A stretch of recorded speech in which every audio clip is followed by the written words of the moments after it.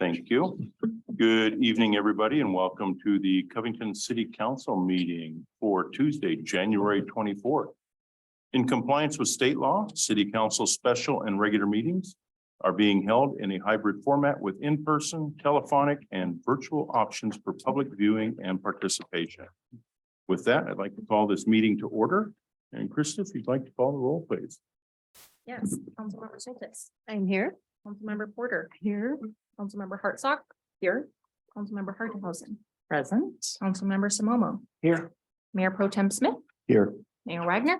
I'm present. We have a quorum, Your Honor. Thank you, Krista. If everybody could please rise and join me in the Pledge of Allegiance. I pledge allegiance to the flag of the United States of America and to the republic for which it stands, one nation, under God, indivisible, with liberty and justice for all.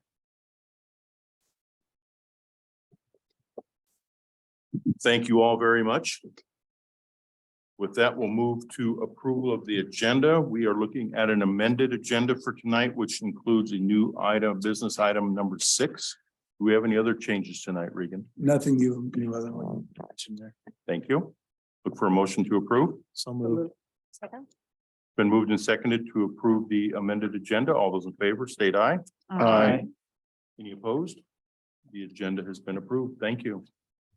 First up is our Covington Chamber of Commerce quarterly update. Dana, welcome.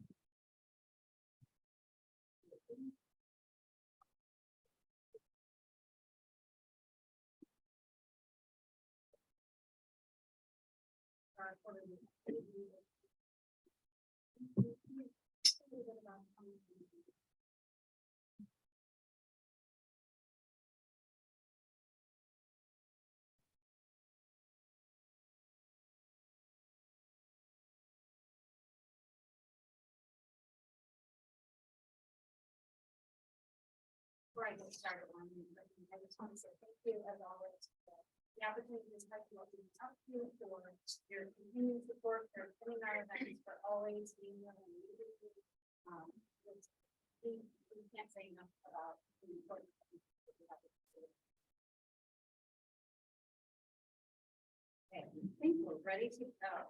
So many of you will recognize some familiar faces. Our board of directors. To give them a shout out because we really do what we do. This is our 2022 board of directors. We had 2 additions to the board this year, including Tamara Paul of the Tamara Paul Group and also Denzel Jones of the Covington Water District. In addition to our fine city manager, Regan Boley, who sits on our board. Do you have another one you prefer to use? Yeah. And of course, we have a wonderful group of ambassadors that attend events and help with pretty much anything. They are ambassadors is not a big enough word for how important they are in their role to us. For those of you who don't know, I am the only full-time staff person for the Covington Chamber. I'm the executive director. I will celebrate my 2nd anniversary with the chamber next week. Wow. Amy Brock has recently joined us. She's a contractor. She's our new administrative coordinator. She has already been an immense help helping with some of the behind the scenes operations so that I can be out and about more. So our areas of focus. Last year, the board decided that we would have 4 primary areas of focus. I'm just going to hit the highlights because you've got the presentation in front of you. I don't need to read everything. But our 4 primary areas of focus are membership, advocacy, partnerships, and infrastructure. Membership, of course, is our very top priority. We are a membership-based organization. We last year in 2022, we celebrated 30 years, which was very exciting. We had a fun Member September luncheon at Real Life Church. A big thank you to Mayor Wagner, Dean Sabu of Edward Jones, and other visionaries who believed that the business community would be stronger together than if they stood alone. So we're very proud to celebrate 30 years, and now this is 31. At the end of the year, we ended the year with 164 members, which was a 6% growth over the prior year. And we had 8 member sponsors who invested at the $3,000 level or above. And we had 19 Good Work Fund sponsors. For those of you who don't know what the Good Work Fund is, everybody that invests at the $1,000 level or above has a portion of their investment goes into the Good Work Fund, which is a restricted fund we use to do good works in the community. It may be something related to business. It may be supporting a nonprofit. So last year we spent $4,500 of our Good Work Fund supporting the community. We do monthly networking luncheons, monthly happy hours. I want to take a moment to talk about the Ready, Set, Play program. That was something that the city started 7 years ago. Last year was our 7th year. Regan was a big part of that, or perhaps even the driver when it was called Play Unplug. So last year was our 7th year, and I venture to say it was our best year so far. We had 22 businesses participate as brag tag stops, and then we had 11 businesses participate in the prize pack, which served as a huge incentive to kids. We had a $50 savings account from Red Canoe. We had coloring books. We had swim passes from the Aquatic Center, had all kinds of goodies. Last year, we had 170 kids complete the program, but there were hundreds more that at least went to some of the stops. So we were really excited about that. And I'm proud to say that that has helped not only the chamber gain visibility, but it also gave our businesses visibility. State Farm, Jean Wall reports that she got 8 new clients from that. And Red Canoe reports that they had 40 savings accounts opened by kids as a result of this program. So that was huge. We were really, really excited about that. And we also celebrated our businesses last May with a small business block party just out here at Cosmic Bottles, Bar 3, and Jeff Ahern Insurance. Advocacy. Advocacy is another top priority for the chamber. We do this in many ways, but the goal primarily is to be a collective voice to represent our businesses, but also the community. We partner with a number of organizations to do that. Association of Washington Business, Washington Chamber of Commerce Executives, South Sound Chambers of Commerce Legislative Coalition, Southeast Area Legislative Transportation Coalition. These partnerships help us have a louder voice together, and they help kind of herd the cats, if you will, me being one of the cats. Last year, we also felt it was really important to give the community an opportunity to hear from our 47th district candidates. So we hosted a candidate forum at Real Life Church. We had good attendance, and our own Pat Hannis moderated the panel. We got really good feedback from them. Partnerships. I just talked about our advocacy partners. Our education partners right now are the Kent School District and Green River College, but we are always open to additional partnerships. I would love to see Renton Technical College and perhaps Highline join in. The more we can help our businesses and we can support our students, that's in alignment with our mission. And there are other partnerships. Of course, the city of Covington is one of our most important, if not the most important. King County, we often work with council member Reagan Dunn's office. Valley Medical Center partners with us. Multicare helped us host a health and wellness fair last year, and Real Life Church has partnered with us on events allowing us to use their space. Infrastructure. When you say infrastructure, is very different than when I say infrastructure. To me, infrastructure is the internal workings of the chamber, sort of the skeleton that we build on. So we made a number of different changes to our infrastructure last year. If I can read this teeny tiny print. So first of all, while this is a little geeky and I won't get in the weeds, we implemented a customer relationship management software for the first time last year, which really streamlined our operations. It gives our members a better user experience, and it made things very efficient for us. Along with it, we launched a new website in November, which gives our members and the community lots of extra bells and whistles we didn't have before. So now we have a great job website. We have a community calendar for the first time. Before, we just kind of posted our own events, but now it's open for other people to submit community events to our calendar, and we have advertising opportunities for our businesses. Being 30 years old, while we loved the previous logo, we thought it was time for a brand refresh. So you can see we've got some new colors and a nice crisp new look. Have gotten really good feedback on that. As I said, we added the contractors, we've expanded our social media presence, and we have more than 3,200 followers on social media.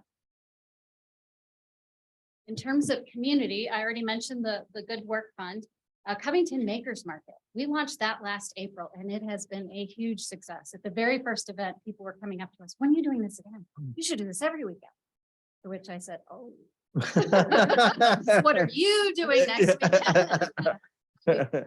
After the first one, we partnered with the city to host an extra one in August, and then we did another one in October. We plan to host an August event and, excuse me, an April event and an October event this year. We already started planning, had our first planning meeting, have some sponsors lined up, and we will be partnering with the city of Covington on both of those events. So thank you for that.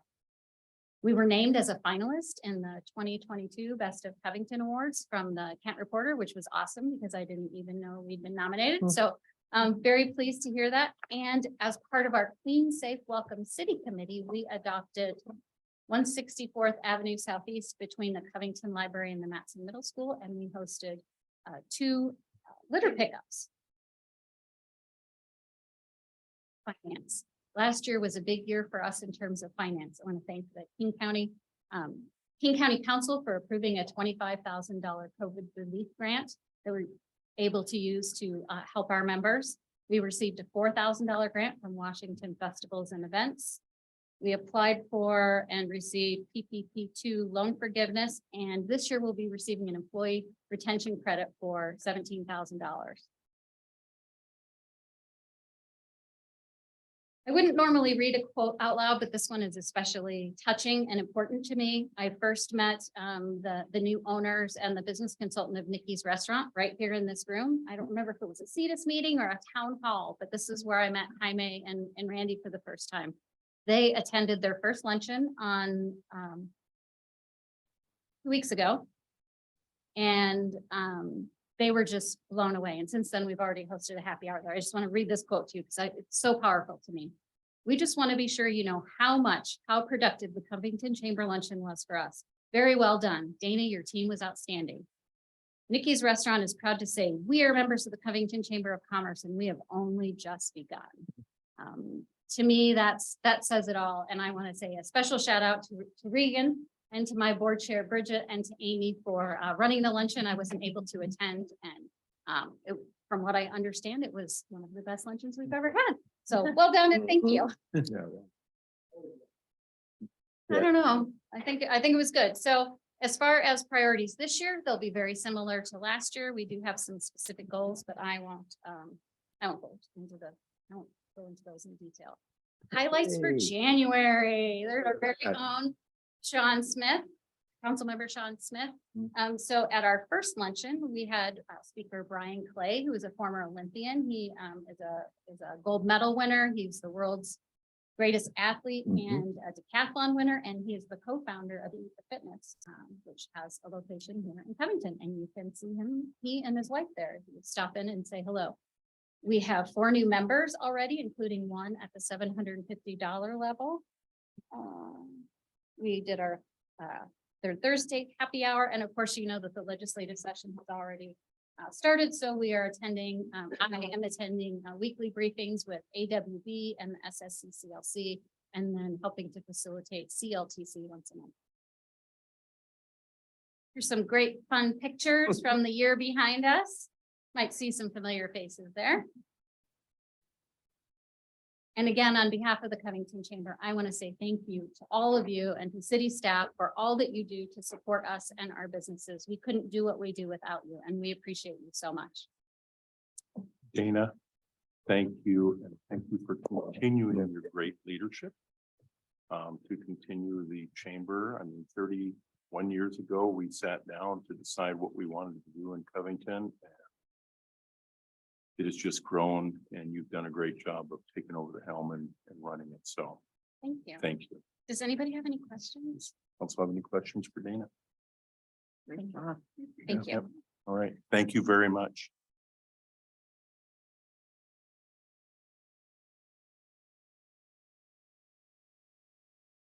Next up is our first of 2 public comment periods.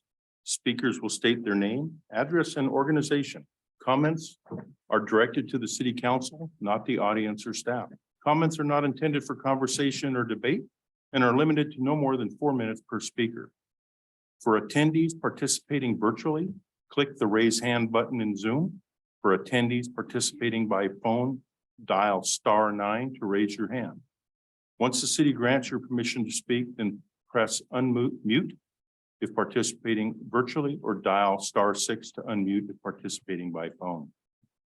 Please note to all participants, pursuant to state law, RCW 42.178.555, campaigning for any ballot measure or candidate in City Hall and or during any portion of the council meeting, including the audience comment portion of the meeting, is prohibited.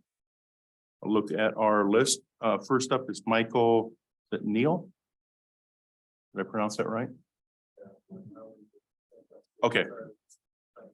Okay. Katrina, welcome. Thank you for coming tonight. Thank you so much and Happy New Year. It's great to be back out here. This is becoming a very familiar place. I just wanted to say thank you again for taking the time to consider this out of the box idea that I have been sharing with you. This idea to hopefully reduce the stress around the 4th of July and and increase the safety during that time. I really appreciate the time and effort you all have put into it. And I'm looking forward to hearing the discussion. As always, I'm available for support to answer questions or anything you need. But thank you. I've enjoyed working with you and I look forward to what's ahead. Thank you, Katrina. Is there anybody else in the audience here that wishes to address council this evening? Is there anybody in line wishing on virtual or on the phone wishing to address council this evening? Please raise your hand. Seeing nobody raise their hand and nobody approach the podium, public comment is closed and we will have a second opportunity towards the end of our meeting. Next up is approval of the consent agenda consisting of items C1 and C2. Is there a motion to approve? So moved. Second. Excuse me, it's been moved and seconded to approve the consent agenda consisting of items C1 and C2. All those state aye. Aye. Any opposed? The consent agenda has been approved. Next is reports of commission. First up is Economic Development Council. Do we have anybody here from CEDAS? There will not be a CEDAS report tonight. Great, thank you, Krista. Next is Youth Council. Do we have anybody from the Youth Council? Welcome. Thank you for being here tonight. Thank you for having me. So first, we went over our review notes. We reviewed our retreat notes back in December. That was really eye-opening to go and share our ideas with each other. And we also went over what more we would like to see in the upcoming year from the council. Next, we voted to participate in the Great Kindness Challenge, which is actually currently happening. So each member will complete 5 acts of kindness that are listed on the list. And we also posted on social media, which actually helped us reach out to interested members of our youth that want to join the Youth Council. We also are very excited for our upcoming joint city council meeting with you guys on March 28th. We have a lot of ideas, including pedestrian safety and opportunities in STEM. Next, we also voted to adopt and I guess revive the art event / student art month in March that the Arts Commission used to do. And then lastly, we have our Youth Action Days coming up this weekend, where we will talk with Washington representatives. Any questions? Anybody have any questions? Thank you very much. Great Thank you. report. And I always enjoy hearing what you and the rest of your youth council are doing. Thank you. Wouldn't be possible without you. No. Have a great evening. Next up is Arts Commission. Patty, welcome.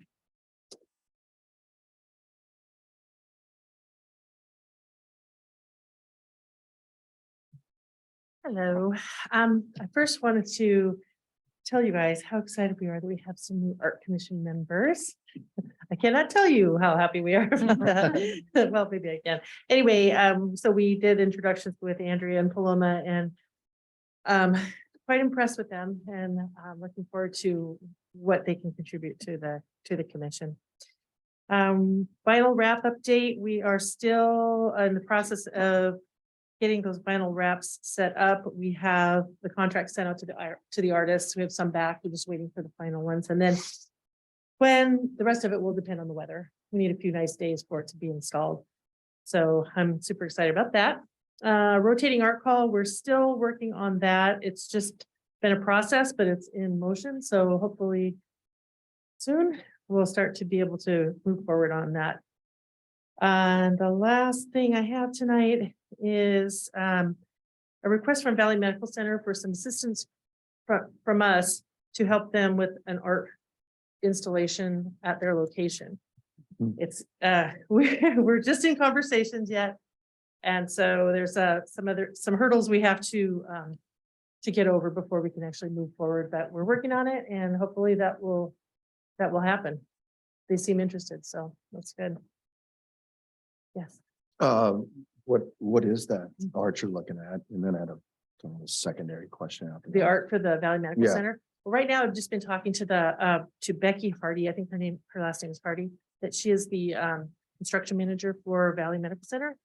And just kind of getting the lay of the land of what they were looking for, what they're not looking for, the location of the art, funding, that's kind of an issue. They're not sure Mhm, what kind of funding they can contribute, but we can also help them locate a grant mhm. just by research and then put them in contact with the process of selecting art or artists.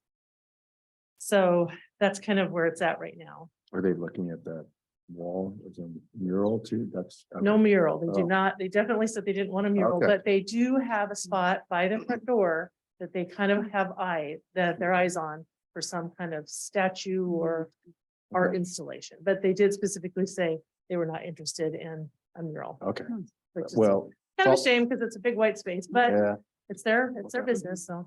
following up on the statue, I sent it to Regan, but I guess Auburn City Hall had their statue stolen. It was cut down. No, you're kidding. No, so I passed it along just to let the manager of this complex, I don't know what you can do, but someone stole it, but it's something to be thinking about, so. Yeah, okay. We've been pretty lucky so far. We've Yeah. had very little vandalism.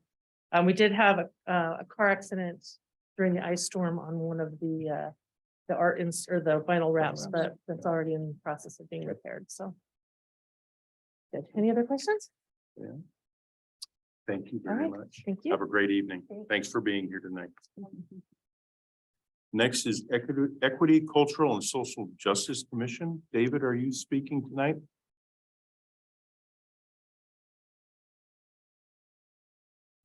David's being promoted to panelist.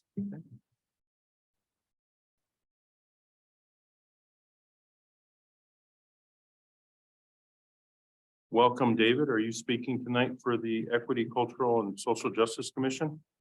Thank you, Mayor. No, I am just attending as a private citizen tonight. Okay, well, thank you for attending tonight.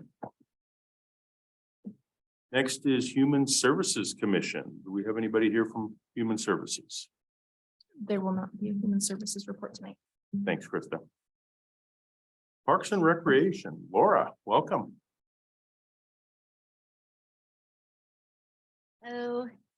So 2 items on our January agenda. First, we took a look at the Jenkins Creek Master Plan.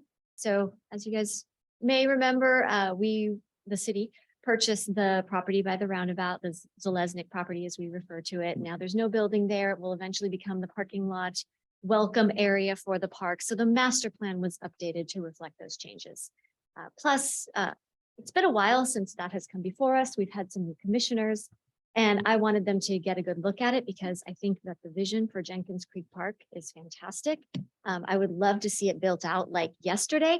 And I think it's great for the new commissioners to be able to see what we have envisioned for that park so that as they're out and about in the community, they can kind of educate and let other people know. So we just took a look at that for informational purposes. Our other agenda item was the work plan for the commission. Way back before COVID, which seems like forever ago now, we had created a work plan just to help commissioners understand what their role as a commissioner is. It's easy when you're new to city government and you step in to kind of feel like, oh, well, I need to put one foot in this area, but that actually belongs to staff, or I need to make all these decisions, but that actually belongs to council. And so what is the role of a parks commissioner? So we had developed this whole work plan and then COVID came and we all know that everything just went to pieces. So we are revisiting the work plan We have also since had a new pros plan that is aligned to. Each pros plan is done a little bit differently in terms of structure. So the old pros plan structure that we had aligned the work plan with is not in the new pros plan. So it's just kind of a paperwork matching system of trying to align our work plan goals with the goals in the new pros plan. So Ethan and I think, are going to kind of work through that. The main point that we wanted to do was in our work plan, we always had a space where as a commission, we could call out, these things are very important to us. And so we went around as an exercise and said, hey, if you were going to pick the top 3 things you wanted to see done parks wise in this city, what would you pick? And I have to say that you guys have probably almost all the diversity you could possibly imagine on the commission, because everybody's top 3 things were pretty different. There was a little bit of overlap in a few spaces, but you have a wide variety of perspectives. So we will figure out how to come together and like condense that down into just a handful of things instead of the 15 or 17 that we came up with. In future agendas, we're going to be next month taking a look at the Parks and Rec performance report for the city department. Tree board work plan will come back to the commission work plan. And we also have to elect new Parks and Rec commission officers. If you didn't know, we said goodbye to Steve Pant at this meeting, which was very sad. Steve has been a very key integral part of the Parks Commission. And we're going to miss him and his very dry sense of humor quite a bit. So Ethan gave us his staff report, and just one thing commission wise that I want to call out from that. The Aquatic Center has a new swim lesson registration method. And so we're interested in how that goes, kind of in light of the conversation that we had before about the city residents getting some type of preference or some type of discount or something like that when it comes to registration for our very, very full and overpopular athletic programs. So we're very curious how this new registration system for swim lessons is working out for the pool. So we're going to kind of be keeping an eye on that and asking some questions in the next couple of months as they implement this system. So that is my report. Any questions? Anybody have any questions for Laura? No? Laura, thank you very much. You're welcome. Have a great evening. Next is Planning Commission. Murray, are you giving the report tonight? I am indeed. Good evening, Mr. Mayor, Council. Welcome. Can you hear me okay? Yes, thank you. Good. Well, I have a reasonably short update for you this evening. In December, we set the meeting calendar for 2023. And as a part of that, we are now meeting once a month instead of twice a month. Try and make things a little bit easier on the commissioners, also give us more time to review the fairly heavy amount of paperwork that we have coming our way over the next couple of years. So we'll be meeting on the 3rd Thursday of each month. And speaking of the giant amount of work we have to do, we're going through the 2023 work plan right now. We have a lot of work ahead of us with the comprehensive plan update, housing, and the climate action grant, and House Bill 1220 and the effects that it has, which are ongoing, being analyzed and determined. And so we'll be sharing that work plan with you in greater detail at our collective meeting on February 28th. Lastly, staff shared the scope of work for the Climate Action Grant. They received an $80,000 Commerce grant to study things such as vulnerabilities associated with climate change in the community, including but not limited to heat waves, drought, extreme precipitation and flooding. Also the effect on communities and populations within Covington that may be especially vulnerable to climate impacts, and also to set goal and policy updates to the comprehensive plan to mitigate those risks. So that's what's going on in the Planning Commission presently. Are there any questions? Any questions for Murray? Well, thank you very much, Murray. We really appreciate the update. Have a great You're evening. very welcome. You as well, sir. Thank you. Thank you. All right, that concludes our commission reports. Next up is new business item number 1 is consider appointment to the Youth Council. We did an interview tonight. Does council wish to take any action tonight? I would move to appoint Harsleen Tawana to the youth council. Position number 4 with a term expiring June 30th, 2024. Is there a second? A second. It's been moved and seconded to appoint Harsleen Tawana to fill position number 4 on the youth council with a term expiring June 30th, 2024. Beth, would you like to speak to your motion?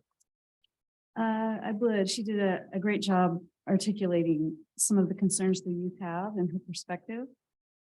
I really appreciated one of the comments that she said that not a lot of youth are actively engaged in civic duty and or in the community, and that the youth are just as important as the adults in bringing the community together. Biggest thing. Thanks, Beth. Debbie, would you like to speak to the second? Well, she clearly has a lot of passion for integrating the youth with the rest of the community. And she would like to interact with her peers to find ways to make the youth more visible to the rest of the community. And she's also serving on the Interact Club. She didn't really mention that in her interview, but I noticed that on her application. And that's a very strong leadership club between our two high school groups. So I applaud her for that. She also talked about some things that she sees lacking on the city's behalf in terms of bus routes and how that impacts the youth. And I think we would all agree with the transportation issue there, but her point of view was how that impacts the youth because they really rely on that when they can't drive.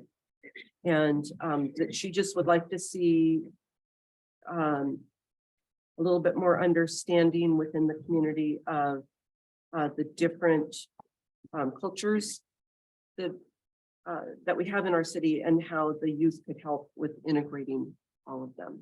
So I think she'd be a great member of the. Anybody else wishing to speak? Jennifer? She stood out to me. We've interviewed a lot of folks for youth council over the years, and Harsleen had some unique perspective that we haven't heard before, and I really appreciated that. It was really valuable and really like she came with already like an idea of something that she wanted to do that would benefit kids and the community. And the mention of the bus routes, I have my brother rides a bus everywhere, so I hear this kind of stuff from him, but not from our teens. I thought that was really valuable. And I think she's the first person that didn't say social media when asking for ideas to connect with youth. She mentioned that peer-to-peer contact. So I was just really impressed. It was a refreshing interview. I definitely support the motion. Anybody else for or against the motion? It's been moved and seconded to appoint Harsleen Tawana to fill position number 4 on the youth council with a term expiring June 30th of 2024. All those in favor state aye. Aye. Any opposed? Congratulations, Harsleen. Thank you. Next up is new business item number 2. Consider an appointment to the Parks and Recreation Commission. Council would take action tonight. I move to appoint Robert Poole to fill position number 1 on the Parks Rec Commission with a term expiring January 31st, 2026. Do we have a second? Second that. Okay, been moved and seconded to appoint Robert Poole to fill position number 1 on the Parks and Recreation Commission with a term expiring January 31st, 2026. Joe, would you like to speak to your motion? Yeah, I think Rob has set some very good goals for the commission. The first being kind of funny, but just getting people to show up to the commissions. His goal is 2 people, just 2 audience members in the next year, because they've had 0 in the last 2 years. So that's, to me, that's just wanting to get out there and getting that engagement. And that's exactly what he was talking about that whole time, is engagement and finding ways to get the community more engaged. They don't have to be on a commission, but they're as long as they're engaged with what's going on and knowing what's going on, it's a great idea. And I think Rob is a great ambassador for the parks, because he was very, very adamant about that parks are important. And he knows what's going on. He grew up in the area. He knows He's got kids growing up in this area too, so he wants them to have those areas. Whereas we all want those same things. So I think he'd be a great fit to stay on the commission. Thanks, Joe. Beth, were you the second? Yes, would you like to speak for your second? I really appreciate his desire for the engagement piece again, much like what Joe said, and the two-way communication, not just about, part of it is to help relay information out to the community in different new ways, from decisions that were made by council or by the city, but also to gather that information from residents so that there's more data, there's more input so that the plans can be supported by all. And I like his idea about new creative uses for land that we already own. So I think that's a really important one. What can we do with what we already have? Good stuff there. Thank you, Beth. For anybody else wishing to speak for or against the motion? All right, it's been moved and seconded to appoint Robert Poole to fill position number 1 on the Parks and Recreation Commission with a term expiring January 31st, 2026. All those in favor state aye. Aye. Any opposed? Congratulations, Robert.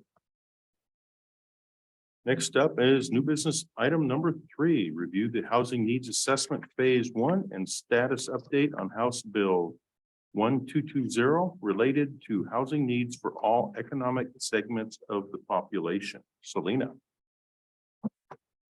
Good evening, council. Please give me just a moment here while I get the presentation.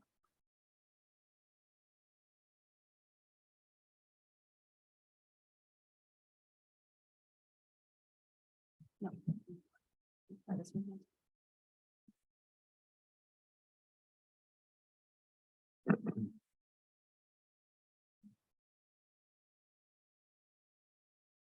All right, bear with me. Let me try this one more time.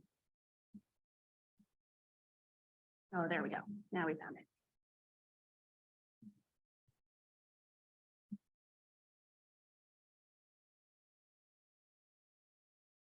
A little show.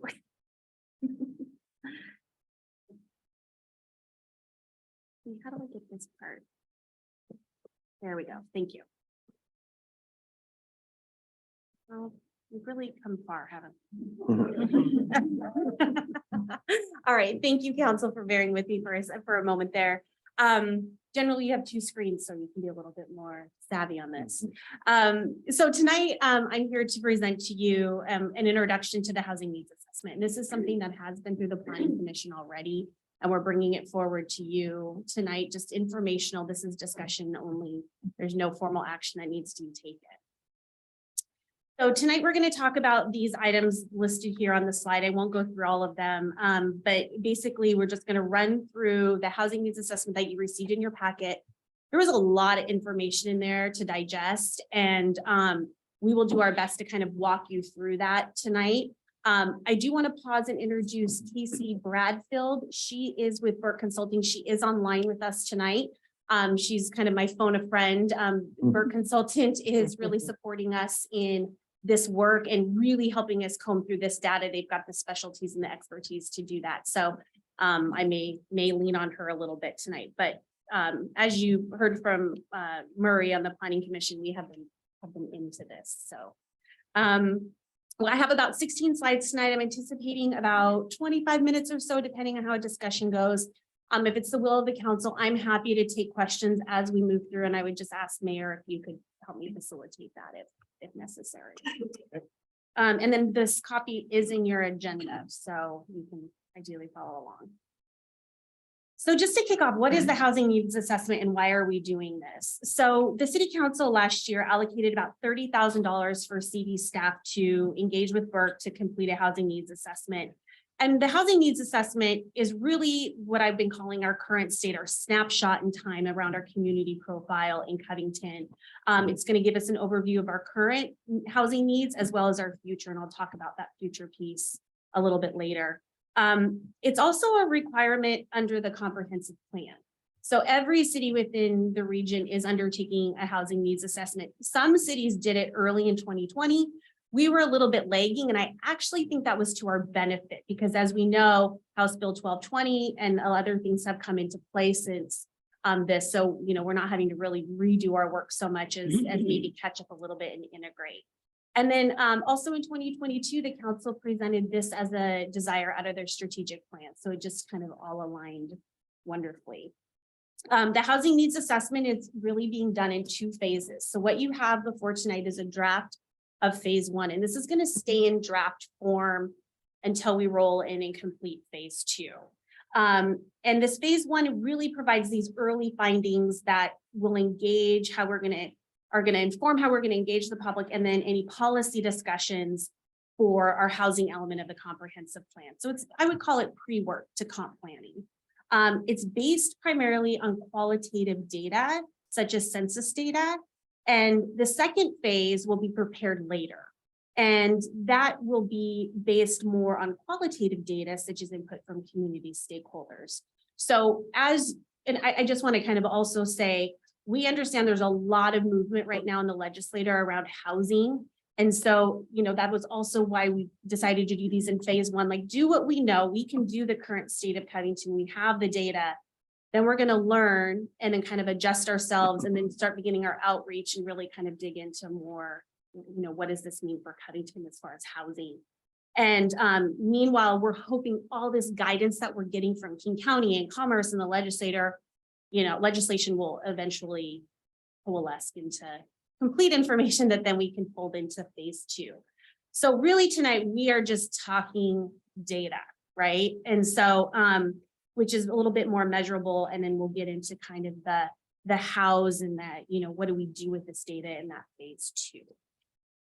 Any questions there? Okay. So just diving in. So the H&A document has pages of demographic information, and these following slides are just going to hit on some key points. So ideally, you can dig in a little bit more in the H&A, which is the housing needs assessment. So what we have here is just basically a snapshot. So in 2021, our population was around 20,000. This shows the breakdown of our residents by age. I will also state that I think from a data perspective, it's really important to note that, so like Covington's population, we know is around 21,000, but we're using this 2020 data for a reason, right? Is that we have to be able to go to that largest census data to get all of the data about all these qualitative information that we have, right? So while we can drill down specific to Covington in certain areas, we cannot drill down specific to Covington in all areas unless we wanted to go out and do our own surveys and hire our own, folks to do survey work. So we're kind of rolling that back up to the data set so we can stay in apples to apples range. So I just want to acknowledge that we know these numbers are a little different than what we know day to day as far as population and maybe housing numbers, but they're relatively close, and it helps us keep with that larger data set. So, we know that we have a pretty large population of folks that are kind of in that 40 and over. We also know that we have a pretty large population in that youth area, right? So I think it's about a third and a fourth in each one of those. And these two, that chart also breaks that down by gender. And then we also are looking at folks that live with one or more disabilities. And that information that we're also gathering as part of this will dovetail into that climate work that we're also doing when we talk about vulnerable populations. Any questions on this one? Okay. So here's some of our key demographic trends. And so Covington's a predominantly white. However, we are starting to see an increase in other race and ethnicities. And I just want to also be clear on this slide, when we say 12% Hispanic or Latino or Asian or Black, that's of the 40%. Okay, so that's a breakdown, those numbers. So 60%, 40%, and then it breaks it down even more there. And this is a really important slide too to acknowledge, because it's just good that we understand the swath of folks that are in our community.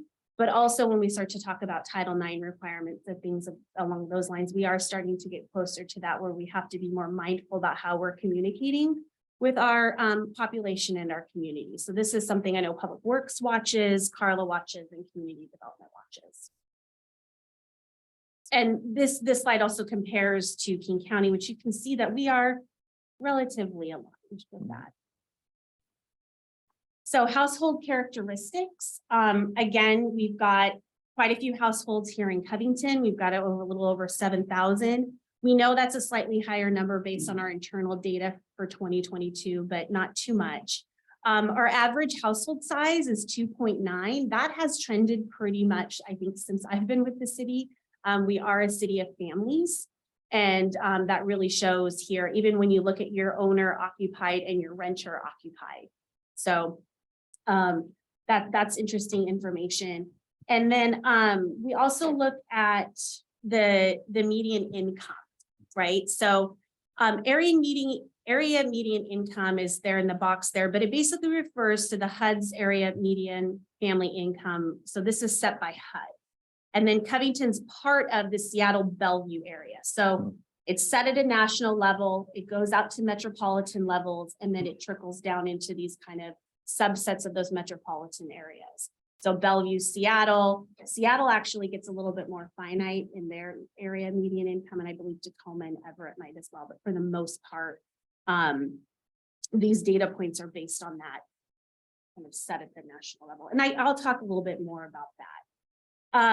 And so it's important to understand the median incomes in here, because when we talk about affordability and ownership and rentals, you know, these seem like pretty fairly decent incomes, but when you start to look at it on a regional level, we'll kind of talk a little bit more about that, but you know, it has some impact as well.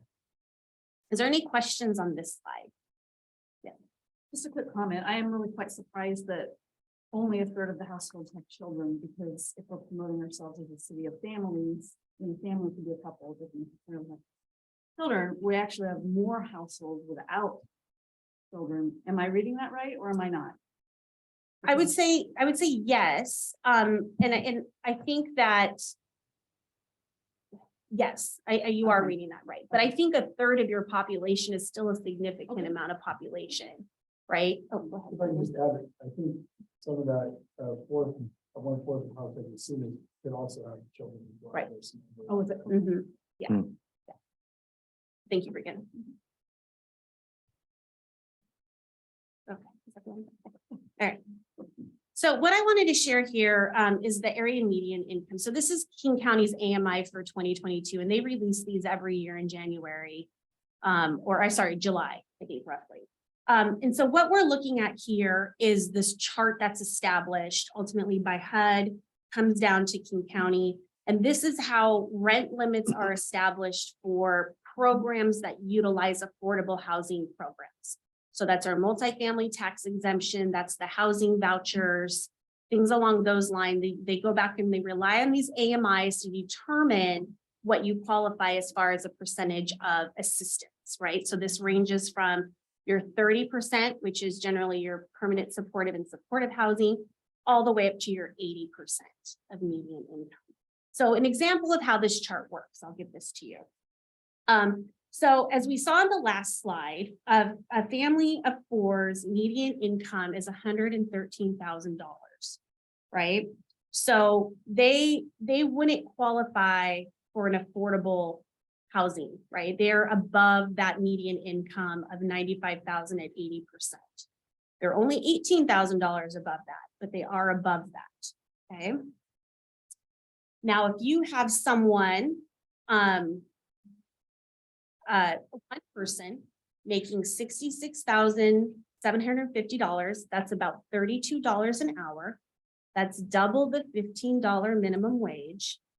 They would qualify for an 80% housing program, meaning a housing that is out there that's marketed at an 80%, that one person would qualify for that housing need, and they would be expected to pay around $971 a month for that housing. So do you kind of see how I'm walking through that chart? And that's assuming, or sorry, they would be expected to pay $1,668 a month. Sorry, that was my bad. So if you have one person making minimum wage at $15 an hour, that equates to about $31,200, and they would qualify for housing at a 30 to 50% income need. They would rent a studio, right? They could rent a studio and they'd be expected to pay about $971 a month. And so, and this is just assuming that that housing is out there and available for people to enter into. So when we're talking about affordability, I just kind of want to plant the seed. And we could all go down a rabbit hole on these numbers. I've spent a lot of time Googling and working through these numbers as well. But when we're talking about affordability and affordable housing types that are coming out of HB 1220, I think it's really important for us to understand the incomes that people make to qualify for that. And then really that next category is who are in those incomes, right? So who is making $66,000 a year, right? What is that at an hourly wage? So those are some things we'll drill down in throughout the year as we talk about this, but I just want to introduce this and I encourage you all to kind of sit with that and kind of think about it. Are there any questions? The Planning Commission, we spent a lot of time with that chart and they're actually having us come back with some different industry standards just to kind of really get grounded in what that means. Is that your teachers? Is that your service folks? You know, who is that? Who is that in your community? Okay, so household characteristics. So as seen on the previous slide, the median households for income households are similar but below the AMI, which is the basic metric used in the number of affordable measures. So here we're seeing that about 35% or 2,539 of Covington households earn less than the AMI. Okay. 2/3 of renters are also below the AMI. And then all racial and ethnic groups, except Asians and whites alone, earn less than the AMI.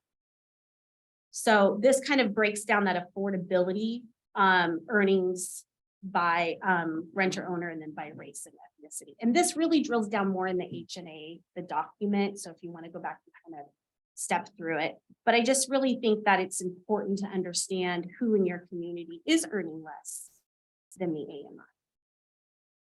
I have a question on this, Selena. Yeah. And we're just strictly talking about single family homes here, not those that are renting in apartment complexes. This is all. This is by all this all includes housing units. So it includes owner Polaris occupied and renters. Okay, Mhm. thank you. Yes. So that's a really big segue. So in Covington, the majority of households own, with about 19% renting. And while this is a relatively small percentage, it's a notable increase from 2010 when it was 13% of households rent. And then just something, just another little thing to kind of noodle on. As we discuss housing, it's generally historical to think around housing that when we think about housing, we think about apartments are for rental, apartments and multifamily are for rental, and single families are for ownership. Okay, I think that's just something we've heard. And as we discuss and continue to discuss housing, we must be willing to rethink this concept. So initially, right, when we see 19% of renters in 2020, it seems easy to draw a line that the increase is directly related to the apartments that are going in. And that's not the case. Okay. The constructed multifamilies are represented in the renter percentage. However, more and more single family homes in the various subdivisions have become rentals over the past decade. And that also talks to the housing need. So I'm going to kind of roll into that too. So currently people who are American Indian or Alaska Native alone, Asian alone, or white alone are most likely to own their home. Households from other racial and ethnic groups are less likely to own in Covington, but still have relatively high ownership rates, ranging from 50 to 75%. So homeownership is not equal among household size. I think this is a really interesting point. I really found this fascinating when we were digging into the data. Single person households, 5-person households, and 7-person households are most likely to rent compared to other household sizes. Okay. This suggests demands for rental options for both individual and large families in Covington, as well as possible needs for more ownership opportunities for these groups. Okay, those are just kind of hypotheses. We're obviously going to dig into this more. So there's multiple factors, some philosophical, right? We've got recessions, cost burden, jobs, caretaking, availability, rental preferences, location preferences. There's a lot, people are very complicated about and complete when they think about where they want to live, right? And wake up on Saturday. But however, I think the takeaway is that there is a demand for both individual and larger family housing, or at least larger units, right? So we have a variety of units that can support some larger families, as well as an increased opportunity for these groups to have a path to ownership within the community. And I just want to state here that since 2010, about 736 units of rentals have been constructed. Based on the 1,325 household units represented in the 19%. So this equates that apartments make up just a little of 50% of the rentals in the city. So there's a large number of single family homes that are being rented. And I've got a whole breakdown there. There's lots of questions on that, but I won't go into it. Yes. How do we know which houses are being rented? How is this data generated? Casey, can you maybe dig into that a little bit? Can I put you on the spot? Let me see if I can look at the data source in the report here. And a lot of this information comes directly just from the census. So when you fill out your census, it says, do you rent or do you own? Yeah, so then my next question is then how do you tie that to a single family or apartment? So that's what I was thinking, but then who or what mechanism is being used to connect those dots, right? Right. So it is a little bit about what I just said. It's like we kind of back into it, right? So if we come back and they say, well, 19% of the folks in Covington say they rent, we say, well, how many rental of, getting back to what I said earlier, well, multifamilies for rentals, right? Well, if we find that that rental doesn't cover that full 19%, then we can just deduct that remaining percentage. But then I'm like, is that houses or roommates? I'm just thinking a lot of people and again, rent as in a multifamily. Right. In a single family as a multi. And these are those kind of skewed parts with, as we all work with data, you have a plus or minus oftentimes in this, because we can't get that super granular. I can't go to each home and say, how many renters do you have? And why not 6? I see the 1, 5, and 7. So in the households most likely to rent. And I'm super curious why 6 is not there. That's a really good question. I don't think we asked ourselves that.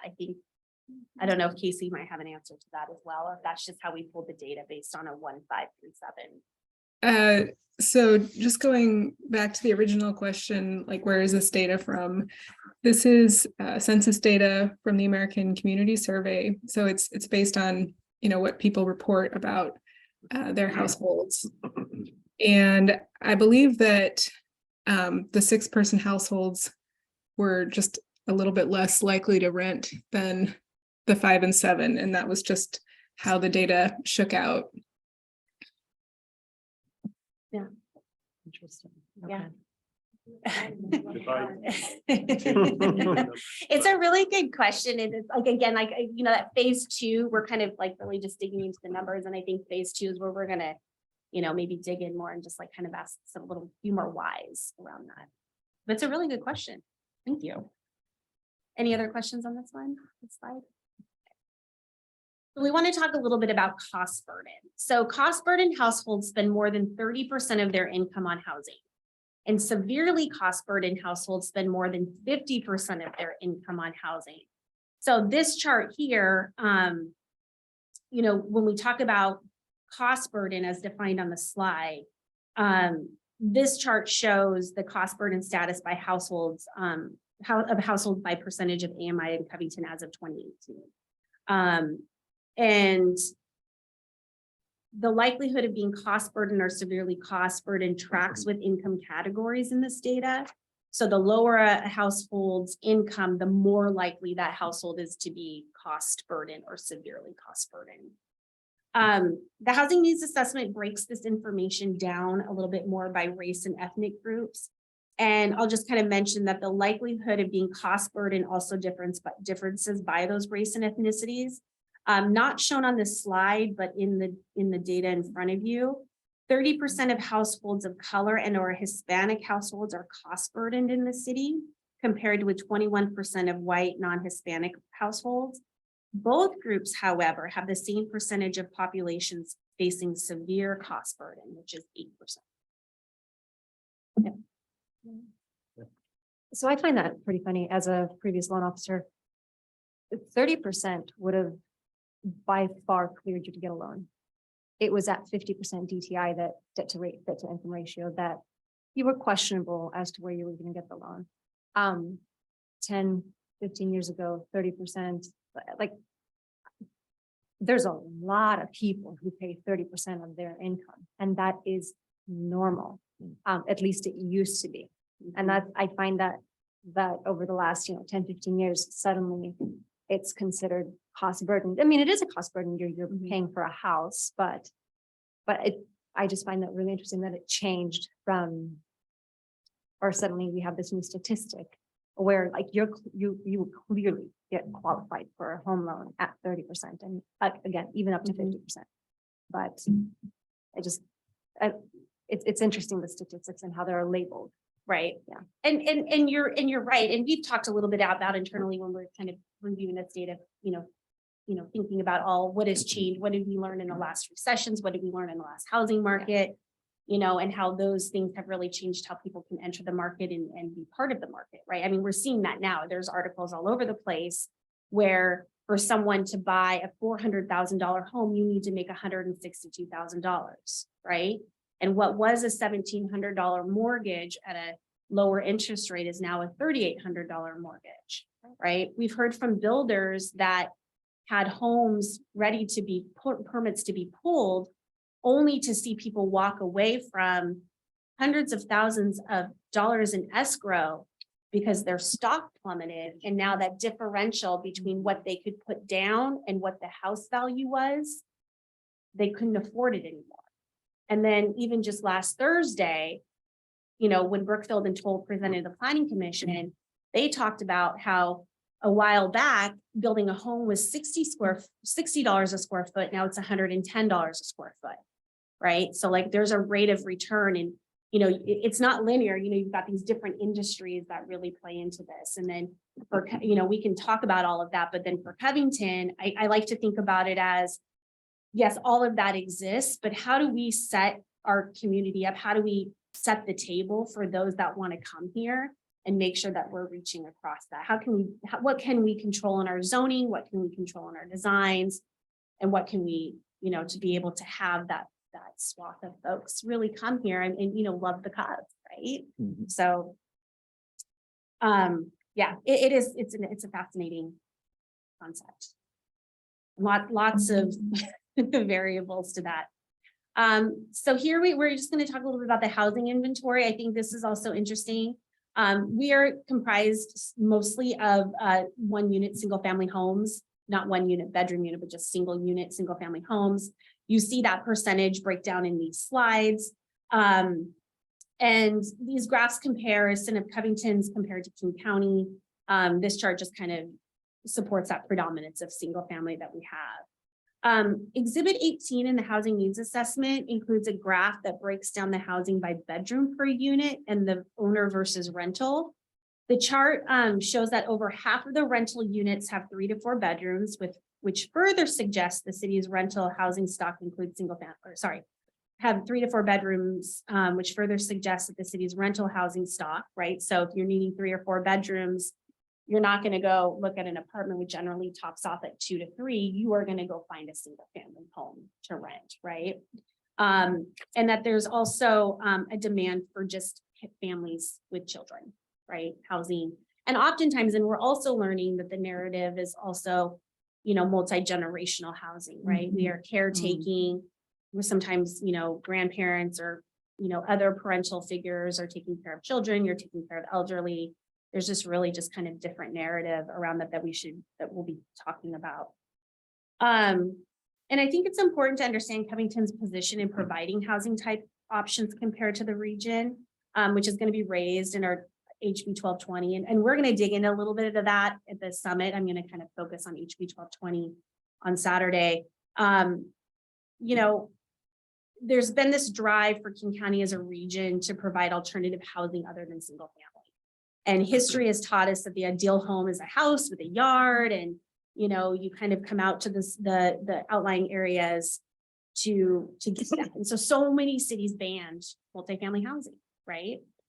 Fortunately, I would say that Covington has been pretty progressive in that. We allow single family attached housing. We allow townhomes, duplexes in all single family zones within the city.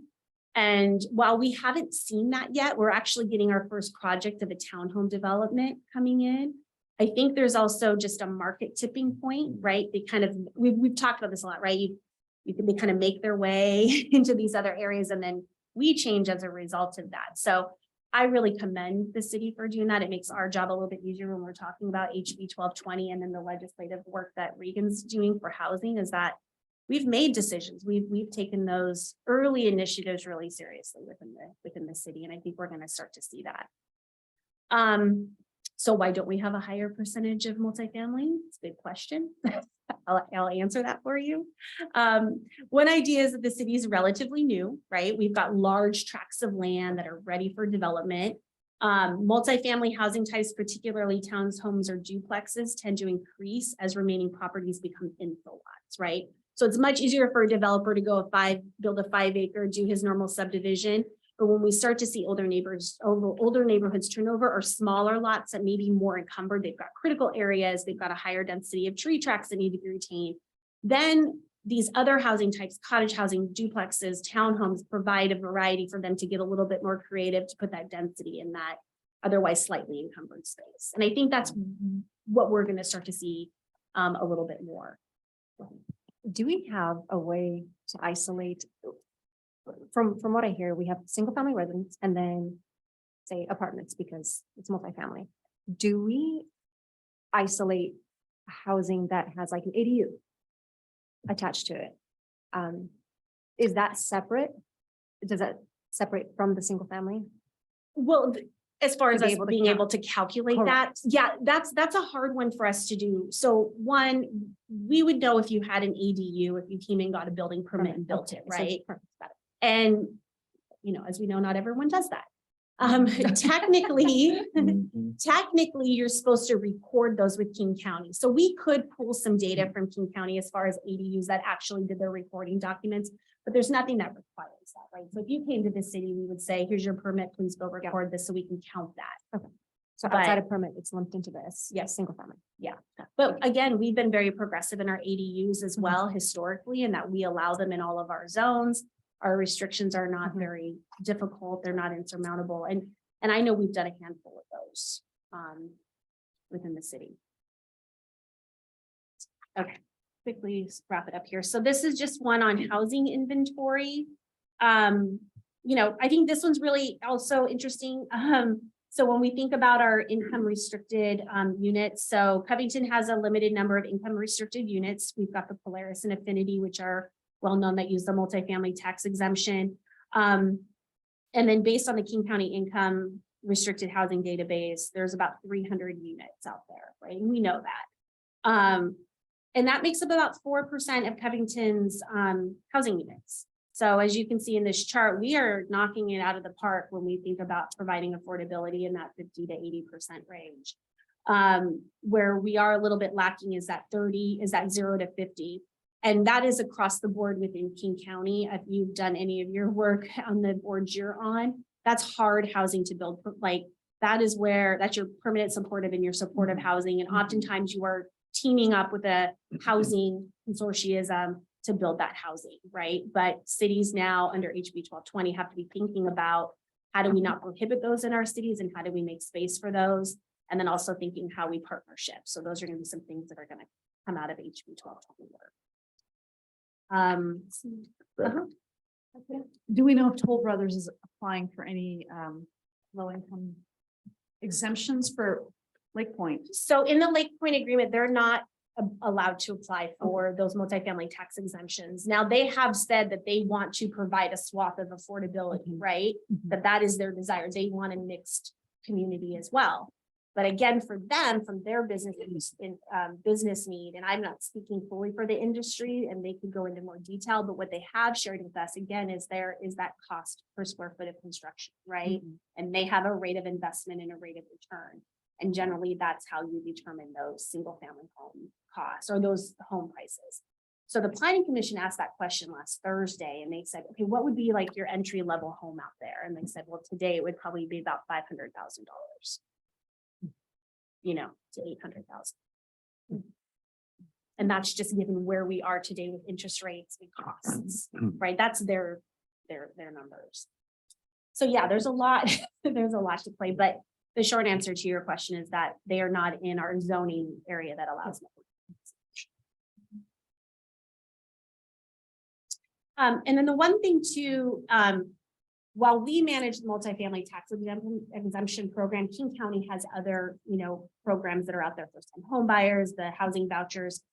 While some of that is public domain information, and a lot of that is very private. So I wouldn't be able to tell you like, hey, here's where all the Section 8 housing is in the city, or here are the specific houses that are a part of a Seattle housing voucher program, but we know they exist. This one's on market conditions. So this just kind of, I think, identifies what we already know. Rental costs are outpacing income growth. But the median housing price in Covington has grown substantially over the last 10 years. And it's intended, it's forecasted to continue to grow as a desirable area. And obviously all of these decisions, as we're learning with each legislative session, is that, policy really and the market conditions can affect how, housing progresses through.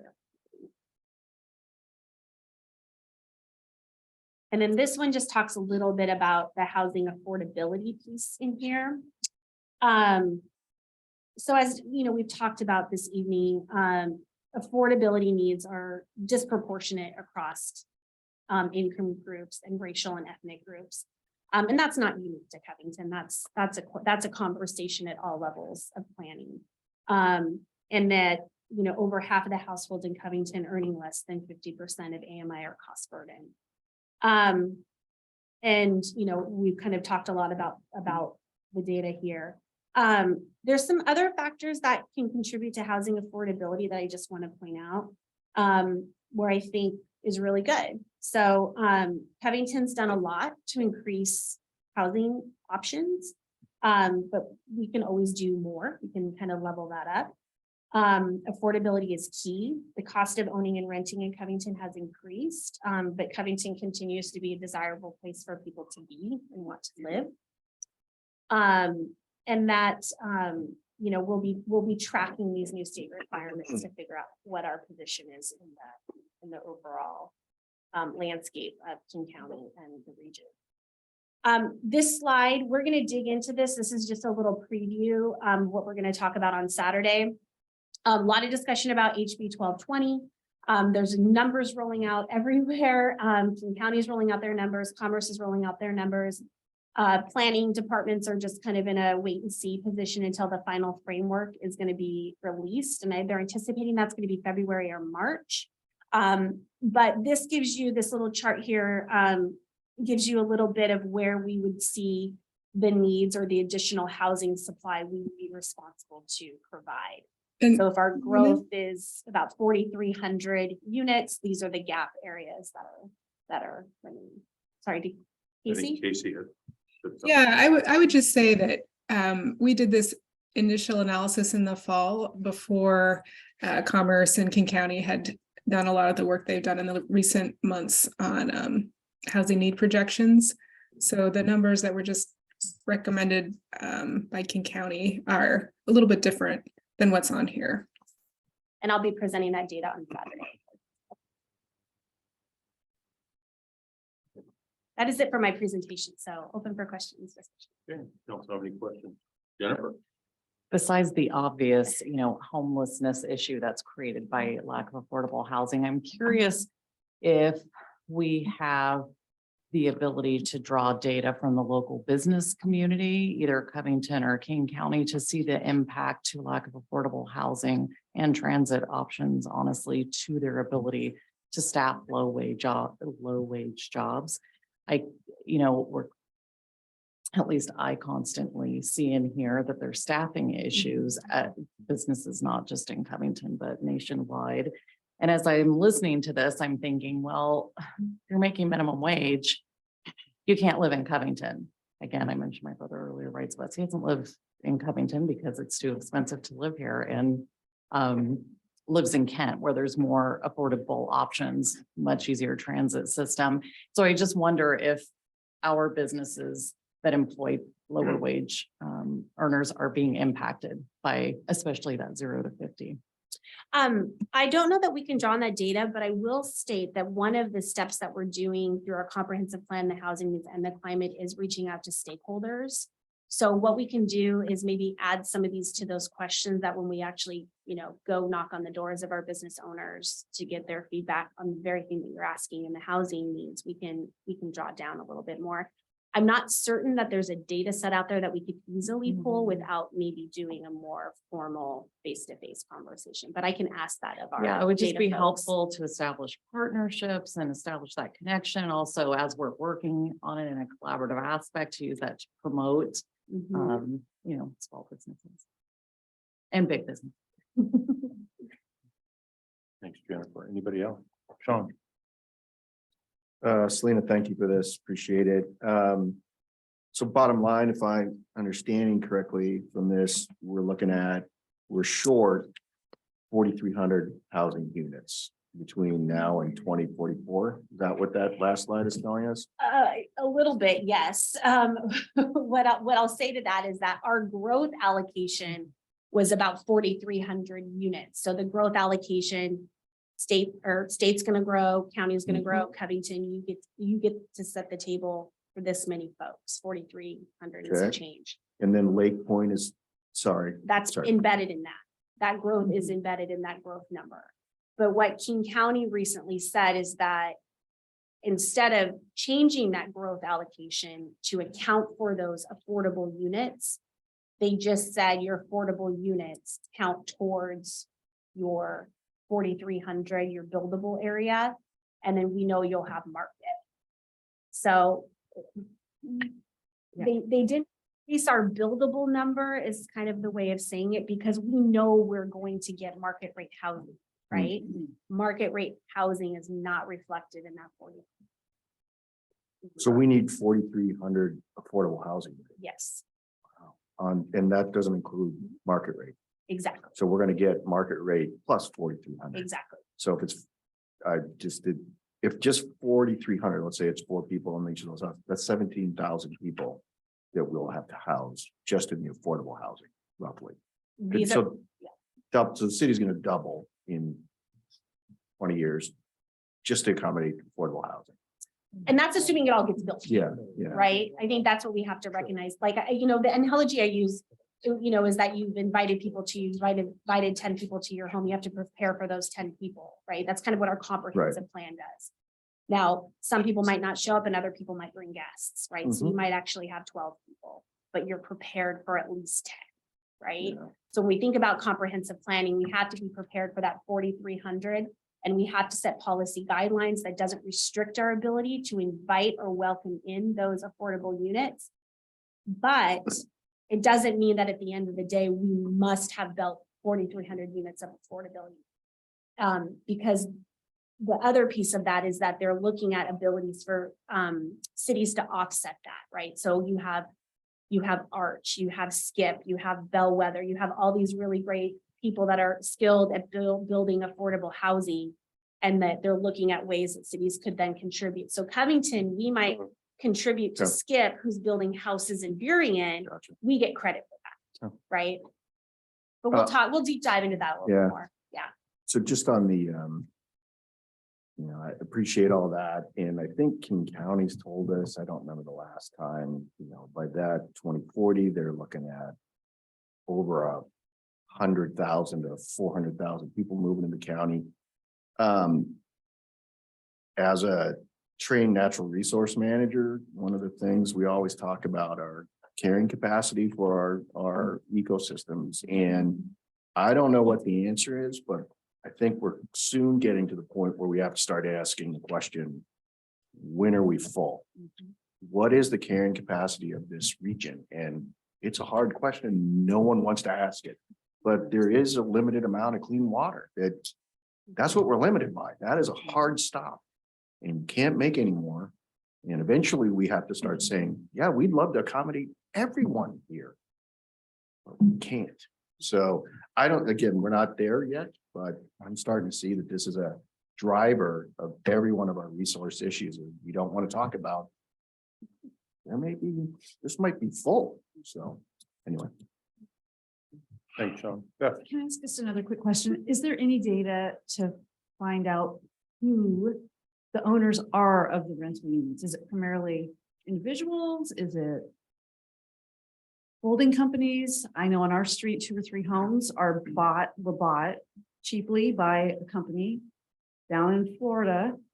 And it took that off the market for a family to try to get in and to try to build their equity. I'm just curious if we have a number or if there's a way to find that out. Yeah, I can I don't ask that know. question of our data folks at Burke and see if there's a Okay. way we can pull that. Or, I know for the easy ones are obviously apartments. I think when we get into the single family homes, it's a little bit harder because it could be owned by Bill Smith Estates and maybe that is a rental company, right? Or that's a private, or a trust. It gets kind of harder in those examples, Yeah. but we can ask the question. Absolutely. Joe? I think the question we also should be asking is not just what the state's requiring of us when it comes to this, what comes to these bills, is what the county's asking of us when it comes to transit as well. Because we have 2 bus routes and it takes feels like 4 days to get to Seattle from here. Being on the Regional Transit Commission, I made that statement to them last week and you could hear it in Metro's voice is like, yeah, that is a problem, but there's nothing we're planning on. And then the work plan to the rural areas, which we're considered one of the rural areas, we're not talking about it until June. And then the next time we talk about service is November. So I think that's something that if the state and the county are going to be pushing us on these numbers, that we need to be pushing the state and the county on transit. Because as much as we all enjoy our cars, I'm sure there are days we would love to just take the bus to go to Seattle or to Bellevue and it not take us longer. It would be a shorter walk than it would be a ride. So when it comes to these numbers, I think we need to make sure we're pushing on transit as well. Yeah, I think that's a very big bullet in Ruben's talking points as we are assessing legislative bills. But I couldn't agree more with that statement. Anyone else? I know that we're bringing this back to our summit this Saturday. Is there anything else you'd like from us tonight? No, just digest what you can. And if you've got more questions, I think in prep for that Saturday, just kind of take a look at that AMI sheet, just kind of reflect on that a little bit. But other than that, I think just getting the data and information out to the council is our first step. Great. Thank you. Thanks, Selena. All right, next up is new business. Item number 4, discuss the city prohibition on the sale, possession, and discharge of consumer fireworks in Covington. Regan.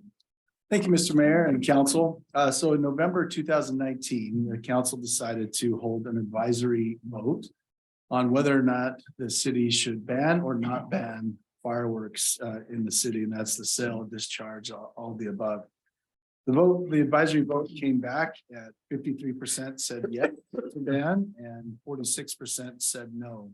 Subsequently, council adopted an ordinance banning fireworks that went into effect in December of 2020. Now council's asked for this to be brought back for a review and with updated information from other jurisdictions that have put in place a modified ban. So I want to just cover real briefly a couple of the data points that the council was asking for. One of them was from the city of Tukwila. And you'll see on attachment 5 of your packet, so page 79, we received some information from Tukwila. And what they told us is that our police responded to the lowest number of fireworks calls for service in the last 20 years after their modified ban went into place last year. And then flipping back now to page 77 are some Covington statistics. You can see in 2021, the first year of the ban on around July 4th, Our calls for service to the police went up by around 15% and stayed roughly at that level in 2022 as well. So calls increased after the ban went into effect, but really here in Covington, whether fireworks have been legal or illegal, July 4th is a high call volume night for us. So I want to address a little bit about enforcement as well and the difficulty that our officers have around this and some of the expectations I think that the public has around enforcement when the ban was put in place. So a violation of this code really needs to be observed by the officers in order for them to make an arrest. They can observe video or be able to establish probable cause in some other way. And if they're able to do that, they could refer this to the prosecutor, but it's extremely difficult for them to do. And so that makes it really difficult to receive all these firework calls around the 4th of July that one are difficult to respond to, and two, people get pretty frustrated because of the expectation that's there, but our officers are not able to do much about it. So that's a little bit frustrating. So to really properly enforce this, we would need to hire multiple off-duty officers for overtime pay, the day before and on July 4th itself. So those are a couple of the main data points council asked us to bring back. There's a lot more in there. You can see in the attachments, there's several jurisdictions that have put into place some modified bans, and there's a lot of sample ordinances provided as well. And Adam and I are happy to address any questions that the council may have. Council have any questions? Bill? So looking at our data for fireworks calls, 2019, the year of the advisory vote versus 2022, it's year 2 of the ban. It looks like our calls for service were the same. 3 more calls about fireworks. So statistically the same. Forgive me, Chief. I know you used to teach math. So if I'm wrong on that, don't correct me, please. But it seems statistically around the same on that. However, if anyone was around on New Year's or the 4th of July on those ones, it felt like we didn't have a ban because it wasn't going to stop them because the rules basically didn't change for how the police can enforce it. But if we have a modified ban, is it going to be the same aspect? Possible. But do I think that a ban has worked in 2 years of having it? Not one bit. I feel like it's the same as it was in 2020, 2019. All the years I've lived in my neighborhood, it's been the same. But in looking at it, it looks like our calls of service are going back to the way they were that first year. I think people were thinking there would be more enforcement out there. Just wasn't doable. So my question is, do we really think that the ban's going to work this year, even if we make a change? And that's more of a question directed at our council, to all of us here, for us to think about than it is to staff. I mean, Chief might be able to answer that if he thinks this would work, but we've got, I just feel like the bans, no matter what we do, ban will be in effect this 4th of July anyways. But I don't know. I think that's a question we have to start asking. Is this ban actually working? And I don't think it is. Anybody else? Beth? So when I was looking at what used to be legal and illegal, we really already had a modified ban in place because you couldn't do fireworks, you couldn't do anything that was explosive. The sparklers, the showers. I think Roman candles are probably the only other thing that's maybe questionably unsafe in that category that we allowed. And the thing that's, and I guess then to probably under that, the thing that people were really upset about were the M80s, anything that goes boom, and they're still going on. Fireworks, because people were getting injured, innocent people were getting injured that weren't part of the letting them off. So I wonder if we want, I'm not saying we will, but if we did, would it really make a difference? Because that's what we really need for. I would say in our neighborhood this last year, we didn't seem to have anyone really lighting off. A few, but not much. There was still the boom bangs going on in Timberlane that we could hear in our backyard because we're so close. But it was better. You could hear them.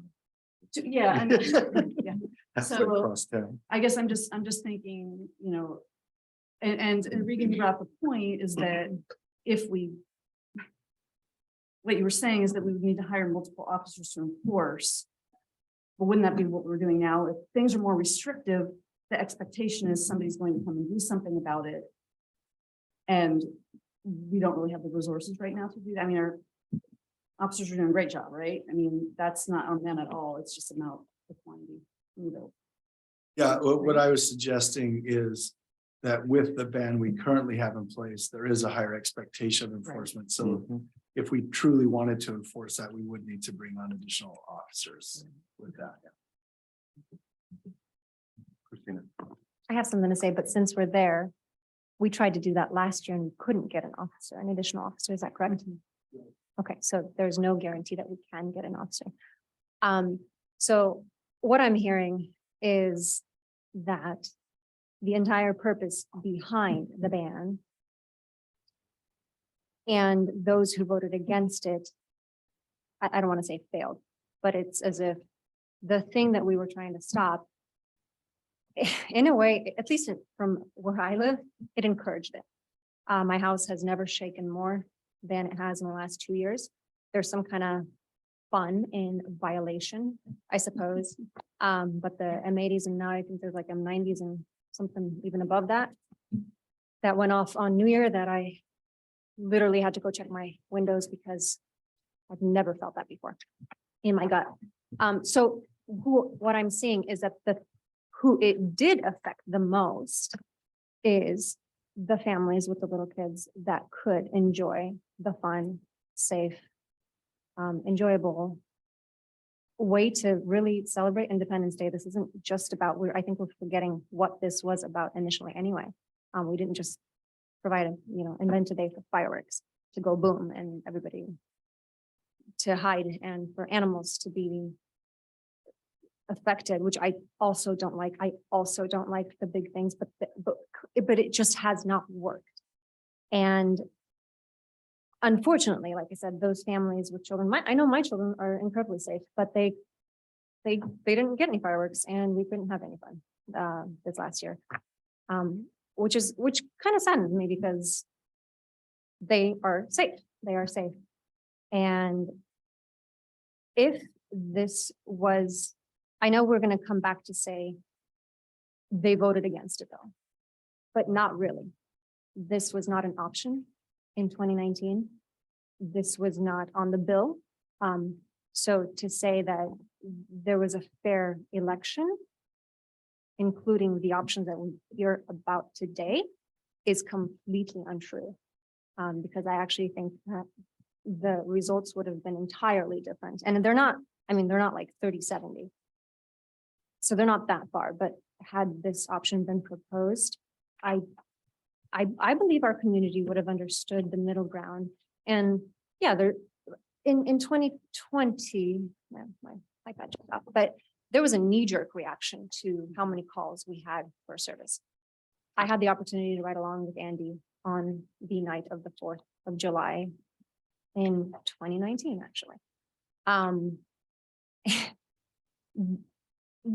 There are calls upon calls upon calls upon calls coming in, and to have to decide, because ultimately the officer has to decide where he goes, correct me if I'm wrong, or to whom he responds, to which call they respond to, but it was distracting. So even when there is a ban, I can imagine that an officer on duty who is potentially responding to something that, like we had a DV case and we had something else going on in last year, that is distracting. And does it allow the officer to perform, as he should? I don't know, but we're not getting the results that we wanted.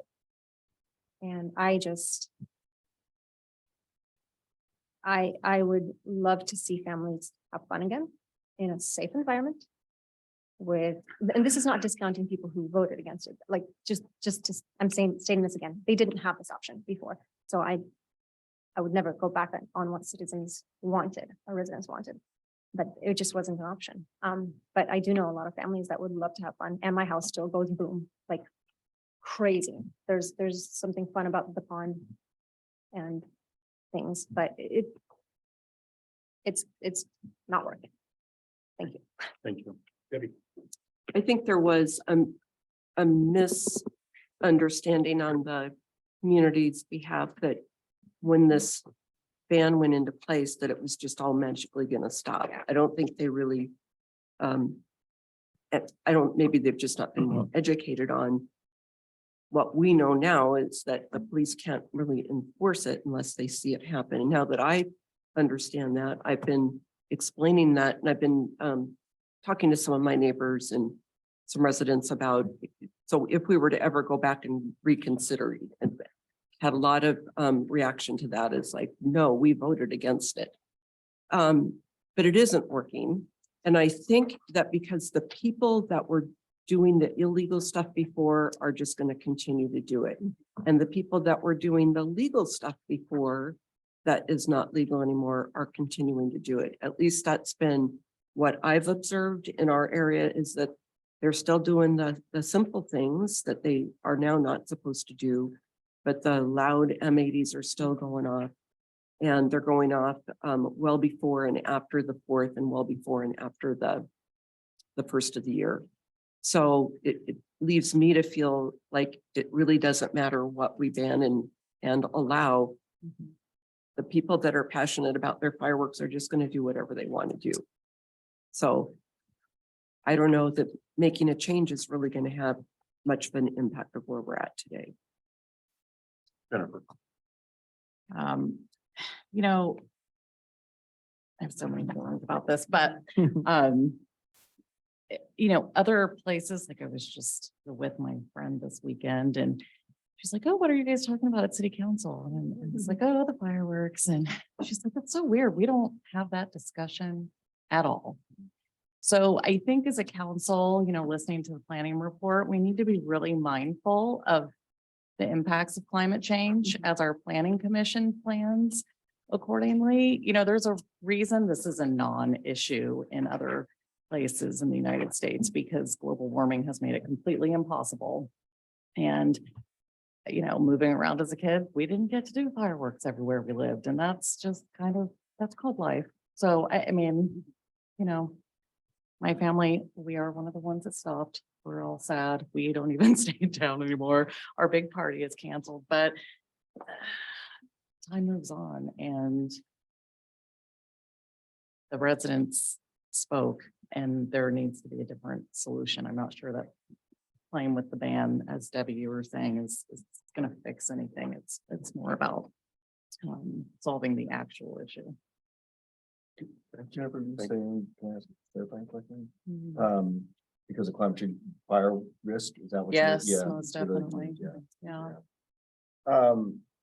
I would just say on the calls for service, you know, it's interesting to read those numbers and see them go up and down. But if you look at the historic numbers, they go up and down, you know, prior and Tequila as well. You know, you could just as easily say people stop calling because they don't think the police are going to respond, you know? So I wouldn't read too much into the calls for service other than right after the ban went into effect. I'm sure as Debbie was saying, people expected there to be a response. So, and Beth, that was interesting about, you know, we kind of did have a modified ban beforehand. And that's other than, like I said, Roman candles, we allowed legal fireworks. We didn't sell the M80s or the rockets.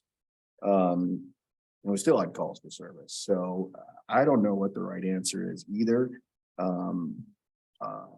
don't think it's good politically to go against what people vote for. You know, could we do another modified? Can we do another vote? I think some people would say, what are you doing? We've already voted for it once. I don't know. I'm still on the fence here. It doesn't seem like there's a solution. The public does expect, they, you know, rightly, they do not want the exploding and the things that go up in the noise. And, you know, it, no matter, either way, it hasn't solved the problem. And I'm with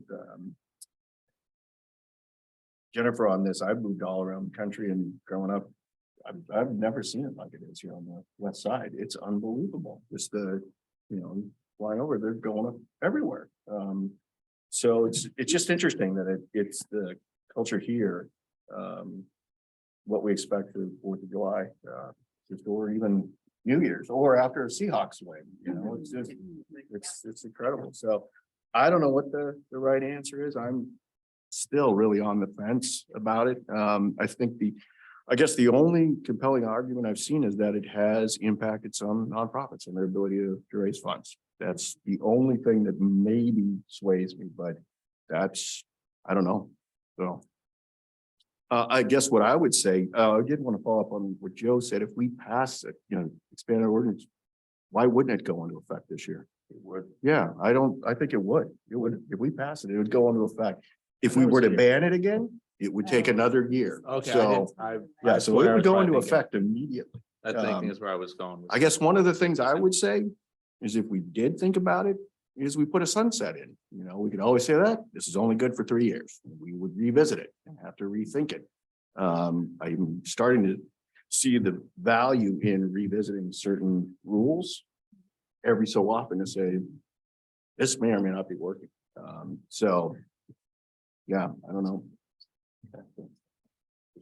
I guess my question is, if we already had the big rooms illegal prior to this, why did we pass the ban?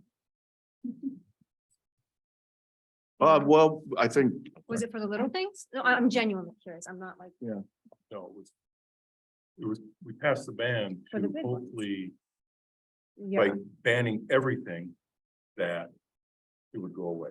so because of the. So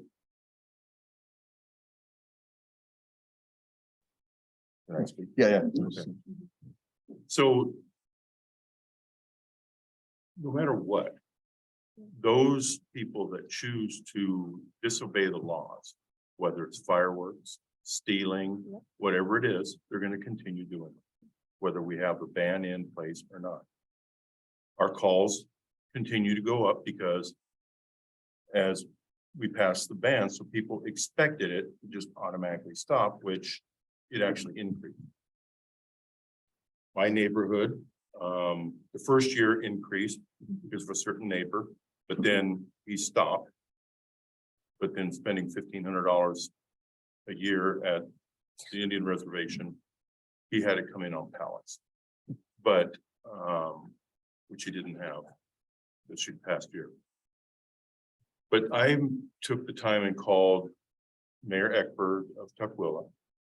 He did see a reduction and I'm not just talking about calls. He was out and about and he heard less because now that they're offering the modified ban, which sold fireworks like what we used to have, which in the area, more people bought those instead of going to outside sources to buy the louder things. So he thought it was quieter. No, but I also talked to other mayors that have full bans and it's been working for them where they don't have it, but they have a larger police force. They're not, they have the city police forces versus contract. We can't even hire because King County doesn't have officers available for us to hire. Yeah. So bringing on other officers. Auburn has had I guess, modified ban since 10 years now or something. Their motto is if it goes up or blows up, it's illegal. And they have muckleshoot right there. And while they still have some loud bangs, but because they have the other things available, it keeps some of the illegal loud noises down versus what they hear now, like what we're hearing. I'm not going to say it's all in one area of the city. It's everywhere. I mean, you could go outside and my girls will sit there and watch because they're still upset with me. But it is what it is. And I think having a modified ban, even though I voted for a total ban, I am open to a suggestion of a modified ban similar to what Auburn has. Moving forward to I mean, I'm open for discussion on that. And to do that. Marcus, you have your hand raised? Thank you very much, Mayor. I think I just glossed over this as you guys were having your discussion earlier, but if there was a modified ban, it would likely take an entire year to go into place, because what the state law states here is that any ordinance adopted by a city that is more restrictive than state law shall have an effective date no sooner than 1 year after its adoption. So even if we're modifying it to make it less restrictive than it currently is, if it's still more restrictive than state law, it would require the 1 year implementation period. So we would have to look at what we were proposing to do to see whether it would be more restrictive, but typically anything that is a modified ban that's allowing things that otherwise wouldn't be allowed by the state would require that full 1 year.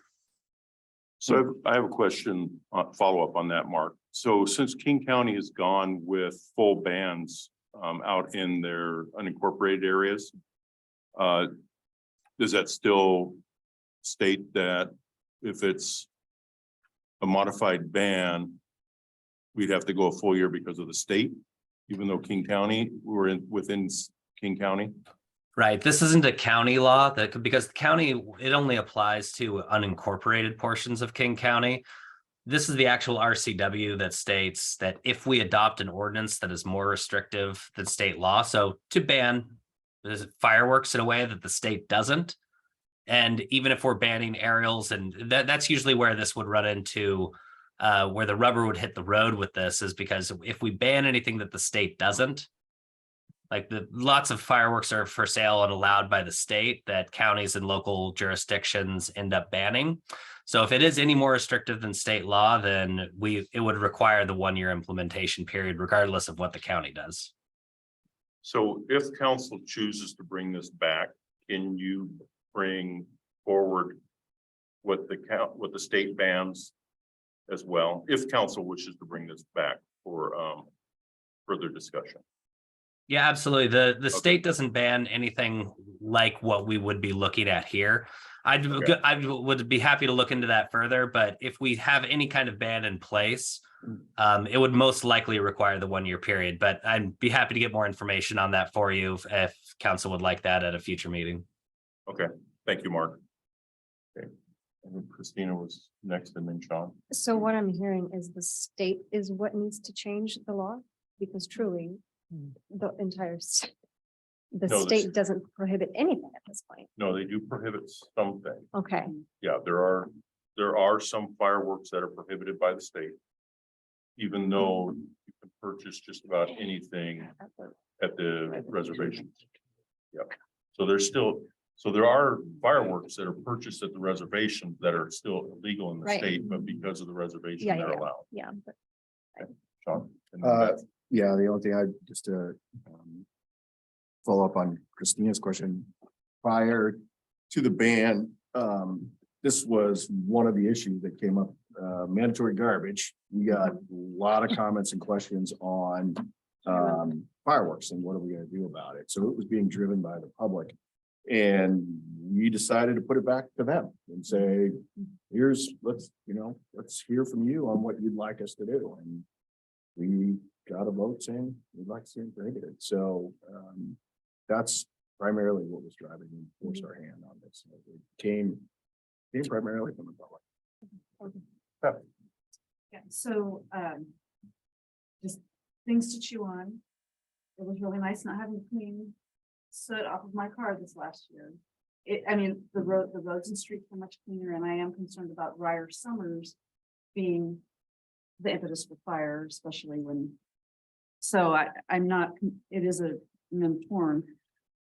I also think that at this point, it has been 3 years since the vote. Does it make sense to maybe wait a year or two and revisit it? To give us a couple of years it's a huge change, and we in our city are right on the cusp of great wilderness on one side and high density on the other. And so anytime these types of changes happen, to Jennifer and Sean's point, they move all over the country. In some places expand and nobody really thinks twice about it, right? Because it's been in place for so long, they've just adopted it as part of the culture. But when you have to change something like that, it makes it harder. So again, I wish that we could have just, it would have been all or nothing. I'd almost like to see us start a partnership with the Muckleshoot reservations and say, well, please, for the love of it, just stop selling it. Just stop selling the stuff Yeah. that is bothering everybody. That's not gonna. And I know that that won't happen, not in our probably future, but that would be a really great win. Because most of us we're not too worried about the stuff that stays on the ground. We care about the stuff that goes out, it's gonna potentially burn a house, and boom, cause the vets problems, or people with PTSD, and cause the pets issues. You know, we still don't leave our home on the 4th of July, just in case. We just don't, but. Go. Well, I'm happy we've had this discussion. I want to say that. I think we all come to this with different points of view. I remember stories from my dad when he and I were arguing about fireworks when I was a kid. He grew up in New Jersey. The state of New Jersey has banned fireworks since he was a kid, and he still remembers sitting outside his house watching fireworks in New Jersey. So I remember driving through Central California on a 4th of July because we thought we could hang out in San Francisco all day, and then we realized it was a 6-hour drive back to where we were going. So we got going early. Most of where we were going through, fireworks were banned, and we got to watch a fireworks show from San Francisco to Santa Maria for 4 hours. Do I think bans work? No, I don't. I don't. And I can say that because we have a drug epidemic in this country, and drugs have been illegal and banned for decades. And but to the mayor's point, the people who are going to do something illegal are going to do it regardless of what the law says. It's can't tell me what to do. I think what we need to understand though is that we all have something against the loud booms in there, because some of us have pets, some of us have kids, some of us have people that those loud noises affect in a negative way. But I think we went too hard on the ban, and I said so when we put it through. I thought that banning sparklers and poppets was too far, and those were included in our ban. I think that we definitely need to revisit what's on this. I think that regardless of what we do, we're going to still hear the loud booms, and I think I said that a couple of years ago as well. But I believe we should relook at this completely and have a couple of ordinances come forward and find out if we were to pass something before the 4th, if it will go into effect this year or wait a year. And I think that we've heard from enough people on here that we would be willing to take a vote on that. And that's what I think I've heard, but I'll let the mayor decide that. All right, Mark. Thank you, Mayor. And just to give a little more information on this, I did a little bit of quick research with the Washington State Patrol and what legal consumer fireworks that are for sale in Washington. And it does include things like reloadable mortars, parachutes, helicopters, aerial spinners, and things that do go up into the air. So if the city chose to modify the current ban to exclude things like that, then it would require the 1-year period. If it allowed everything that was allowed under state law, then it would likely go into effect immediately. Okay, thanks, Mark. Any other questions or comments from council? Chief, do you have any comment you'd like to add? I think one of the benefits of this particular thing is that we're selling the permitted items here. And I think if I remember correctly from the presentation last time, most people will purchase those items in Covington. So therefore your chance of having stuff going up and going boom are a little bit less. On the other end of it, just to kind of give a little more context to the calls for service, a lot of the calls for service, we may have on a normal day like 15, 16, those are spread out over 24 hours. But during that fireworks time, you end up with 30 or 40 in a 2-hour window. And I would need 5 or 6 people to respond to those and still likely not find a misdemeanor. Maybe you get 1 or 2, but it'd be very difficult. So to that end, I do see kind of the benefit on that end, but the staffing thing's probably not gonna happen for many years, where we would have that. Thank you. So, what I'll ask is if there's council consensus to bring this back to discuss a possible change to our current ban, if we'd like to see a modified ban or not. So is there consensus to bring this back to discuss a modified ban? Let's raise your hands if you're interested in that. Great, okay. And for those that would just like to stay as we are, raise your hand. And Beth, I didn't see your hand. Well, and we're on the first one. I was kind of putting it up. I don't think it has to She's happen on the right fence. away. Not right away. Not So, necessarily, I mean, well, I'm asking for it to bring back for discussions for modified ban. It's not saying that we're voting for no, I modified understand. ban. Yes, I'm fine discussing it again and Okay. Yeah. All right. So there's 4-3 to bring this back to discuss a modified ban. Not saying that we want to do a modified ban. What would you need from us, Regan?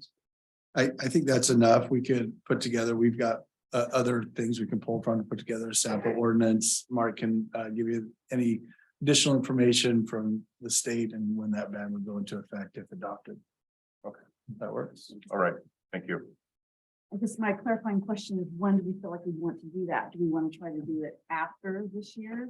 I would After leave the it up school, to staff or- and put it in because if you're probably looking at a couple months before it would come back. I think to best question, that would be a policy decision. The council would have to Okay. decide. Right. For us, we'll just schedule it when it fits within what we're able to produce and get on the next agenda. Is there a reason that you want it to I'd wait? like to see another 4th of July and see how Yeah. things go with the 3rd year. I mean, I don't want to jump to just swing the pendulum the other way. If it's if we find that we're getting better every year, maybe it makes sense to Okay, wait. so what does council wish? Do they want to wait until after the 4th of July to discuss this?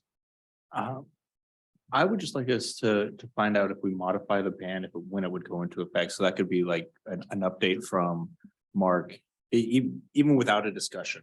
We don't have to have this discussion. Mark could come back to us in a couple weeks or, beginning of It'll March. take a year. Yeah, just to verify that it takes that year. And if it does Yeah, that that case, Yeah, it just, Is it a year from the date that it is modified?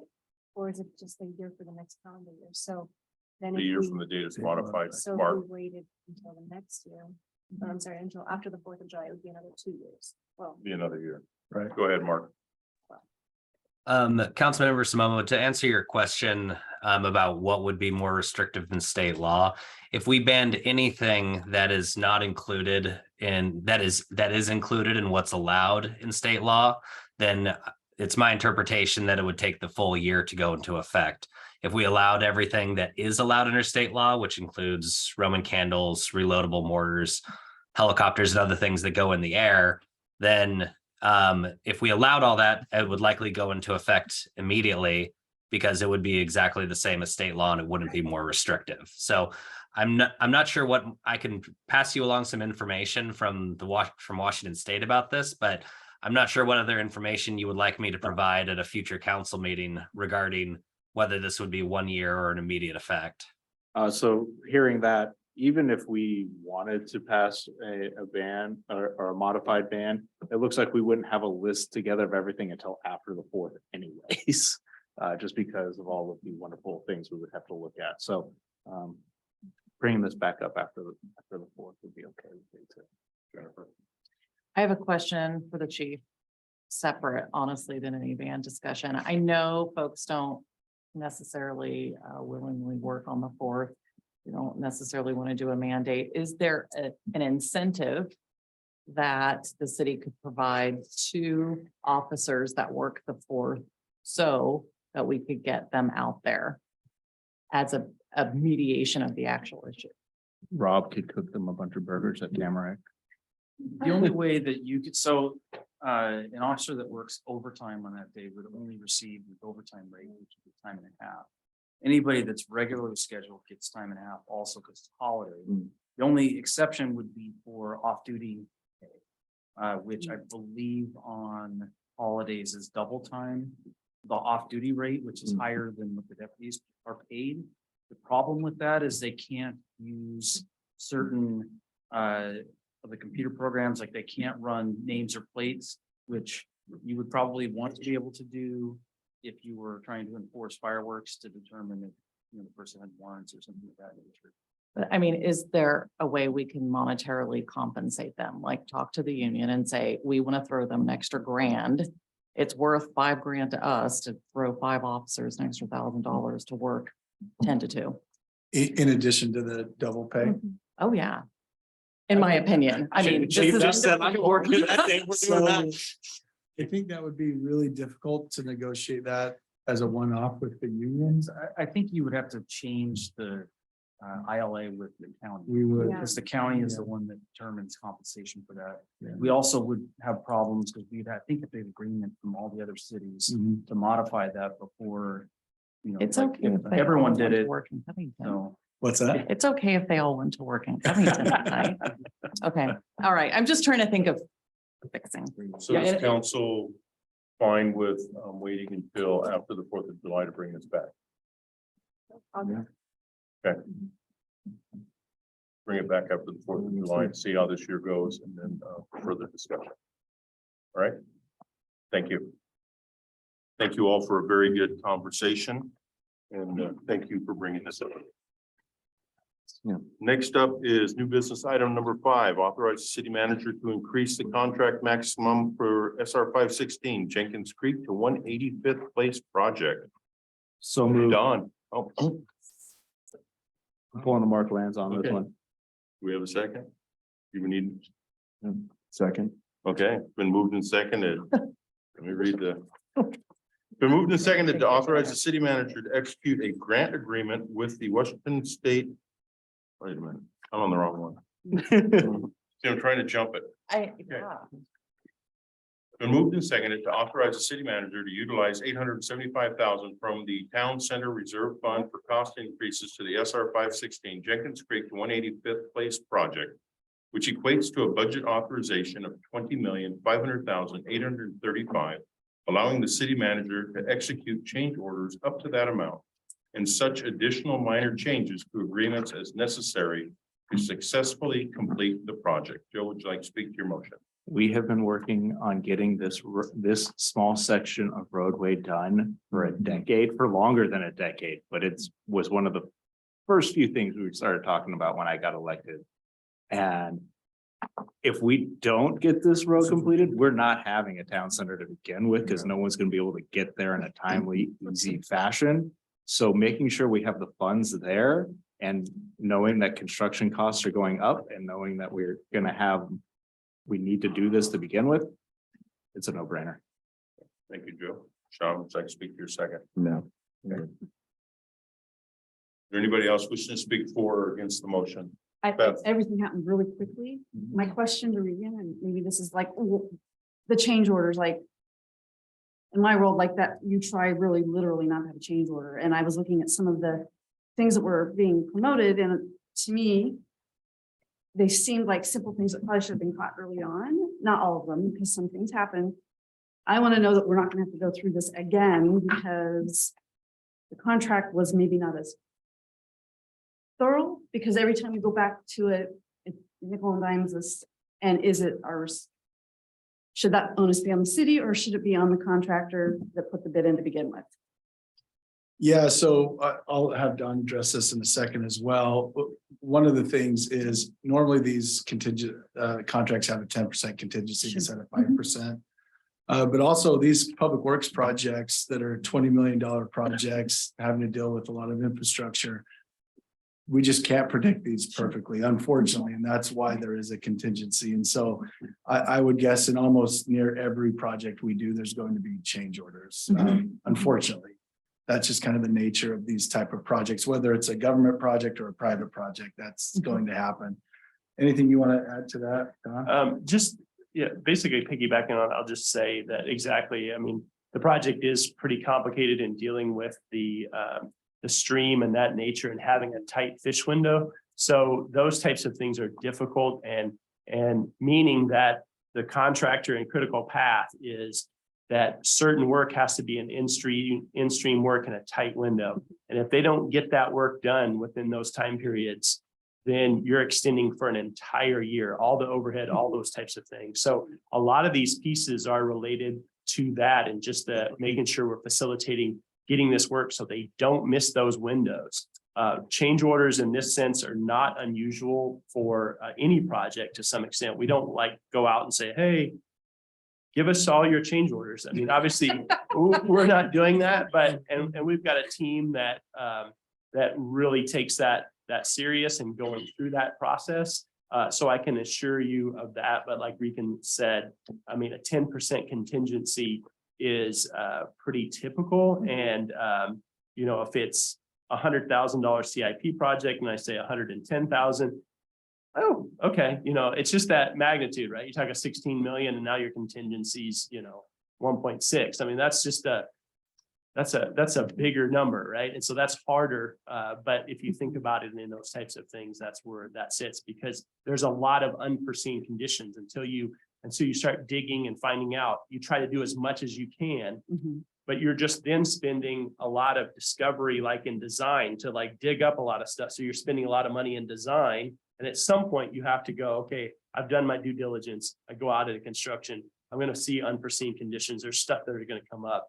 You try to mitigate that as little as possible, but those do happen. And, you know, obviously we still have another fish window that we're trying to get to, and that will give us a better idea. And obviously there's no guarantees that this additional 5% is all that we will need. I would love to say that. And that's what trust me, we've had plenty of these conversations with this team, but knowing that is definitely what we're trying to do and believe that we can based on looking at projected cost completes. As long as we don't have major other unforeseen conditions, I think that we can. But that's again to be seen especially as we flip to what I would say the south side of building the bridge. Once that north half that they're building now, and we get through that fish window, will give us a lot better idea. Okay, thank you. Anybody else wishing to speak for or against the motion? Okay, it's been moved and seconded to authorize the city manager to utilize $875,000 from the town center reserve fund for cost increases to the SR 516 Jenkins Creek to 185th Place project, which equates to a budget authorization of $20,500,835, allowing the city manager to execute change orders up to that amount and such additional minor changes to agreement as necessary to successfully complete the project. All those in favor say aye. Aye. Any opposed? Motion passes. Thank you. Next up is new business item number 6. To authorize the city manager to execute a grant agreement with Washington State Transportation Improvement Board, known as TIB, for arterial preservation funds in the amount of $692,835. Don. Thanks, Mayor and Council. This item tonight is a little bit related to our summit agenda item as well, and talking about pavement preservation, and we will talk about that on Saturday as well. But what we have here is requesting the authorization to accept that grant, and the biggest piece of that is there's a matching piece. I mean, we presented for a grant on 256 between 148th and 156. And as many of you know, we've talked about that section and stuff as well. And fortunately, we got a significant amount of grant money for that, which is great. But obviously, we have a match, and that's that $122,265, which isn't in the 2023 budget as it sits now. So the thought being that requesting that we accept the grant, and also again requesting use of the town center reserve funds for that amount. If, as I say in the blue sheet here, if council decides later to implement a transportation benefit revenue increase, then we could utilize those funds instead of the town center reserve funds to go towards that amount. Thanks, Don. Any questions? There a motion to Beth? So if we did the transportation benefit district or some funding like that takes a while. So can we retro So, plant those funds back into this to replenish the fund? Is that what you're so saying? Okay. I would have to, like, specific, some of that would probably have to get either Mark or Casey, but my understanding is if it's implemented before April 1st, I believe that it's you can start in June or whatever, July, and so you get like a half of the year. I think what Beth's asking is the money we use from town center, if we can refund that with the TBD. That I, Or, yeah. right, I'm not sure exactly how that would go with that technically. And that might be a Mark question. Okay. So. Anybody else have any? Mark? I'll do some research into that to confirm, but I believe TBD funds, it would be difficult for those to be used as a replacement for the town center fund. Simply because anything that comes from a TBD needs to be used for transportation related purposes. I don't have the statute in front of me right now, but that's my off the cuff memory from this, from looking at it a couple years ago. But I'll do some research and confirm with for council. Thanks, Mark. But I would imagine that as those, if that does implement and the project's still going and you've got funding coming in, you should be able to then utilize that immediately first in, because we wouldn't be doing this until, this summer at its earliest. All right, this council will take action tonight. So moved. Second. It's been moved and seconded to authorize the city manager to execute a grant agreement with the Washington State Transportation Improvement Board for arterial preservation fund in the amount of $692,835 in substantial form as attached. Beth, would you like to speak to your motion? The road has been in dire need of repaving since 2008 when I was riding my bike to work, and it needs to be taken care of. I know a lot of people are concerned about it. So. Yeah. Big deal to our residents. Thank you, Beth. Joe, would you like to speak to your second? I will echo what Beth said, and I will say since 1999 at least, that road has needed it. And I am very happy that we are getting some money to do this, because I know that's another thing my wife has complained to me about. So, hey, we're getting started. Anybody else who speak for or against the motion?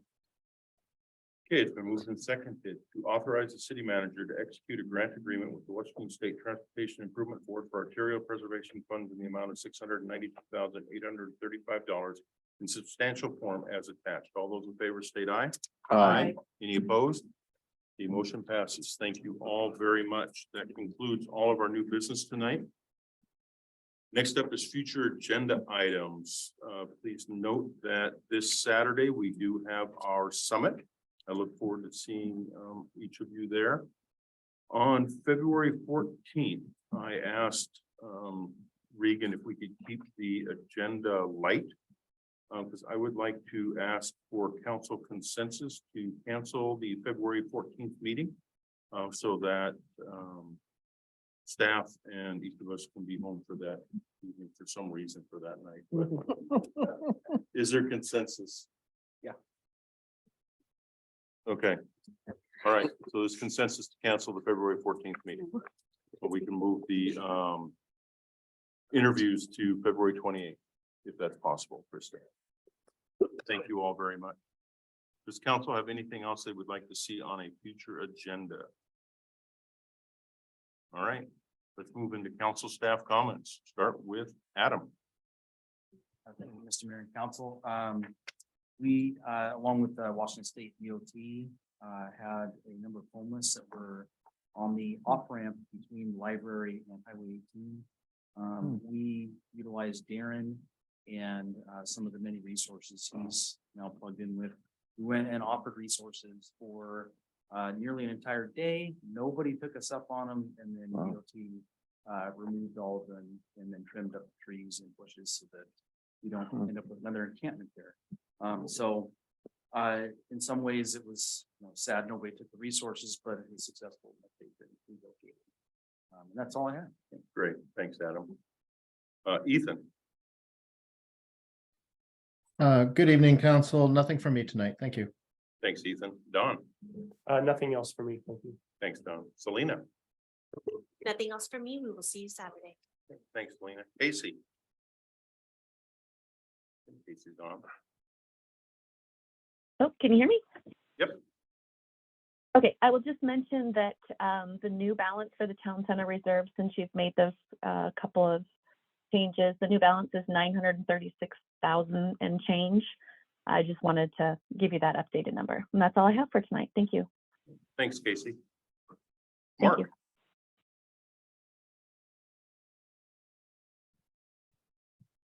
I have three things tonight for council. Following up on two things from tonight. I sent a flyer to all of council regarding the fireworks ban and what is banned in Washington State. So that's a pretty, it has graphics and an explanation for what is included and not in Washington State's ban. And I just looked up for the transportation benefit districts, and the funds that are collected by the district must be used to acquire, construct, improve, or provide funding for transportation improvement projects. And so they would be doubtful that we could replenish a fund, the town center fund, with those unless it could qualify as a transportation improvement project. And for the third, there's no executive session tonight. And thank you for the discussion this evening. Thank you, Mark. Regan. I'll see you at the summit. Thanks, Regan. Krista. Nothing from me tonight. Thank you. Thank you, Krista. Joe. So Saturday, Battle of 272nd between Kentwood and Kent Lake for basketball. Starts at 2 o'clock at Kent Lake. I know we will all be here, so we will miss the boys JV game. Girls JV starts at 3:45. Boys C team is up at Kentwood versus Kent Lake on at 4 o'clock. So I'm hopeful to get out of here in that for that one, because that's the one Ryan's playing in. Girls JV is at, or girls varsity is at 5:30 at Kent Lake, and boys varsity is at 7 at Kent Lake. And I think it would be great if we can go support our young men and young women who are representing Covington and playing some basketball. So that's if anyone ever thought they would hear me talking about basketball up here, you just won a lot of money on whatever bet you placed, because basketball wasn't a thing in my family until Ryan decided to start playing. Secondly, one of the committees I'm on, or commissions, whatever we want to call it now, is the Regional Transit Commission.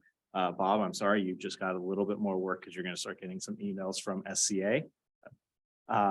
Because I am the vice chair of the SCA caucus for the RTC Commission, which means next year, if everything goes the way it has been, I'll be the chair, which means then I'd be the vice chair of the Regional Transit Commission behind one of the King County Council members. But as of right now, that just means I have a little bit louder of a voice when it comes to transit in this area. And seeing as I'm the only one from Southeast King County on this board, so I'm going to be speaking for Covington, Maple Valley, Black Diamond, and Enumclaw, and hopefully getting us more transit options out here. Unfortunately, King County is not talking about routes to the rural areas until June, and then service again in November. So, but that's something that the SCA caucus is hoping to change.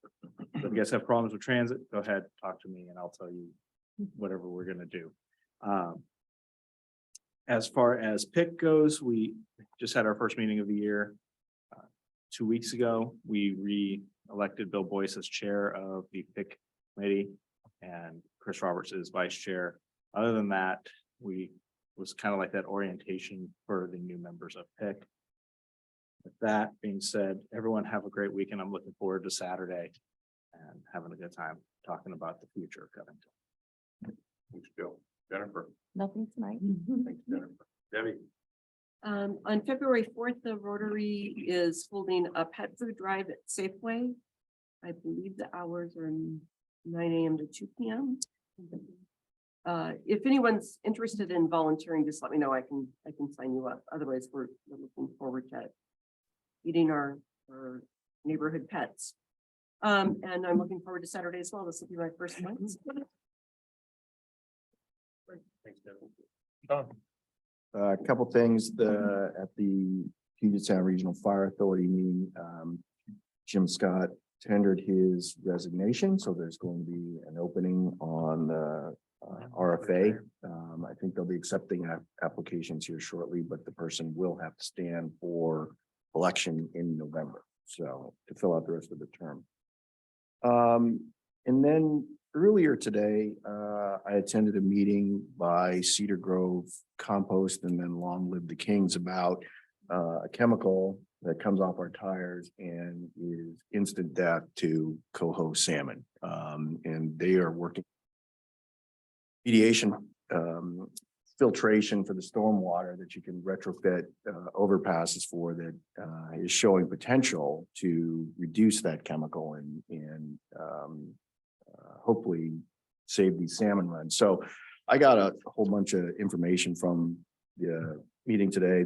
I was going to pass it along to Public Works. There's might be some simple things we can do with figuring out exactly where to put the remediation technology, probably one of the biggest things we'd have to figure out, but I can pass it along and show you. And Cedar Grove, Karen and Long Live the Kings would be happy to come and present at the beginning of one of our meetings just to talk about this issue and what those things we can do. It's going to become an even bigger issue, kind of like the culvert removal. This is killing salmon almost instantaneously after big storm events. They end up dead, and the tribes are well aware of it. And I think communities are going to have to address it sooner than later. So anyway, I'll pass that along. Thanks. Thank you. Beth? Looking forward to the summit. Thanks for all of the information. Today was a great meeting and appreciate the open dialogue and thoughtfulness. Thanks, Beth. Christina? Thank you. If I didn't know any better, I'd think you were the assistant coach or coach, Joe. The way you advertise, but congratulations on your new voice. Transportation. We also had our first skip meeting. We filled vacancies. We became a full house just to be compliant with the requirements of the committee.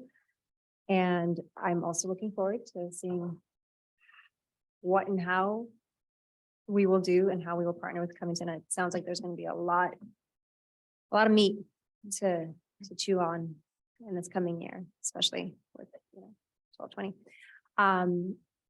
It makes me really sad that the resources that are offered are being refused, and it almost speaks to the bigger issue of what if we provide the resources? What if we come with the housing, with the, and I'm just speaking my mind, but I really hope that this isn't going to catapult into something worse, assuming we have, because right now we don't have the resources, and we talk about how, what if we did, and just that little example, it just makes me really sad. I hope that we can somehow find a way around it, but I am looking forward to seeing everyone on Saturday for a full day, right? Yeah, excited. Nobody else I'd rather spend it with. Thank you. Thank you. Congratulations, Joe.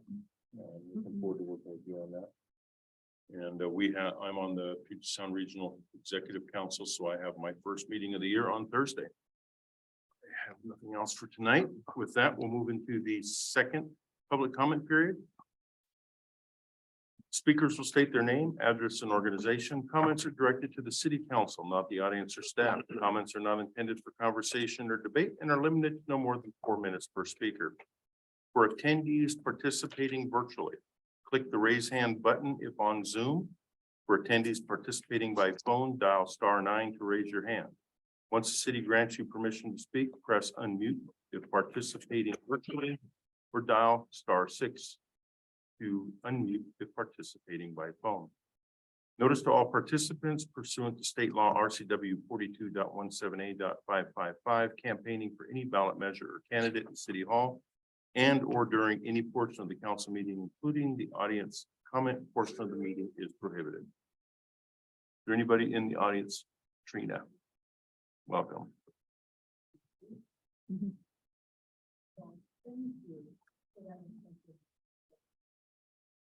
I really appreciated listening to the depth at which you guys care for your community and you care about the issues. I jotted some notes as I was listening, but what I heard is an absolute layer of commonality, no matter what the comments were. I think we are on the same page in that we all want increased peace for our communities. We all want increased safety for our communities. And the umbrella question that's hanging over all of that is, how do we get there? What do we do? And I share that question. And a couple of thoughts, as I told you when I first came out here, when I learned about the modified ban idea, I just became passionate about it because I also, one of my other side passions is that I volunteer in animal rescue. I hate the stories of tormented pets. I would do anything to reduce that noise for our four-legged critters. I have veteran friends. And I think that's a commonality that we all share. None of us want our pets hiding under the beds.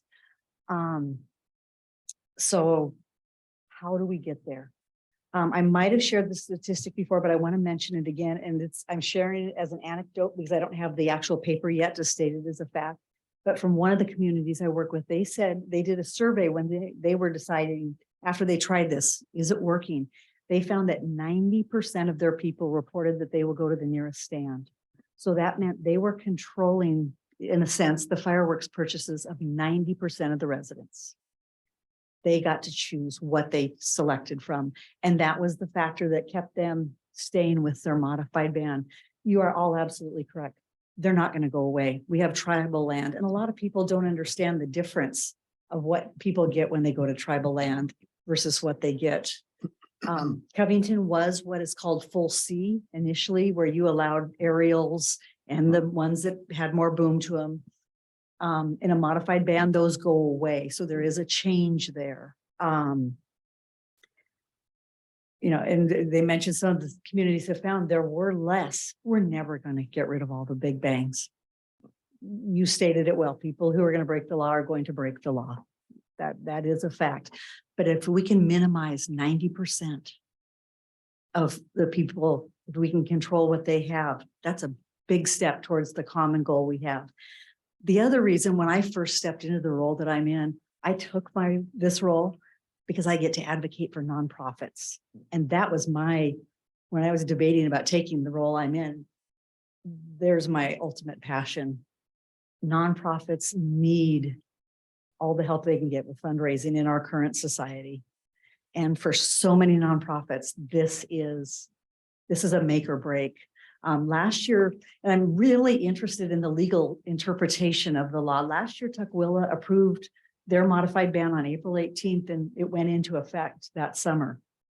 So there's definitely different. My understanding, and I am not an attorney, is that the reason that rule was written was so that communities couldn't outlaw fireworks straight up after a nonprofit had written their budget, expecting that income, and then pull the rug out from under the activities they'd planned. So I'd be very curious to hear more of the interpretation. But the story I want to tell, Tukwila modified their ban on April 18th. We put up 4 sites last year, raised $45,000 for nonprofits. One of them was, I call it the little elementary with the big heart. There were 5 teachers. It's an elementary school that's almost all immigrants and refugees. And so, can I finish it really fast? Yes, very quickly. They don't have a fundraising base, so they want to give their kids the same activity. So 5 teachers said, we're going to do this. And they took on a fireworks stand. They raised almost $20,000 and it's in place. They're doing things with their kids they've never been able to do. So I'm also very passionately advocating for your nonprofits because it would make a huge difference for them. So please continue discussing. I love working with you guys. I've enjoyed meeting you. Thank you. Thank you, Katrina. Anybody else in the audience wishing to address council tonight? Okay, looking online, Laura Morrissey. Welcome. Hey there. Yep, we can hear you, Laura. Okay, perfect. Trying to figure out how to make you see me. But I guess that's not super important. I also wanted to address the fireworks ban. I agree with Christina in that I feel like this ban has affected families the most. I also voted no. But even though I voted for, I'm sorry, that wasn't clear. I voted for a fireworks ban. Even though I did that, I wished there was a middle option because I felt like something needed to change, but there wasn't, it was only a yes or a no. There wasn't any middle ground. And I really do wish that there was. And you can take a peek at my husband sitting there in the corner and he will probably nod his head that I am not a fireworks advocate by any means. But I do feel like something is missing. And I do feel like we're not able to kind of enjoy things the way we used to. And Debbie mentioned that people who are going to break the law are going to break the law. So do we really need to make a change at all?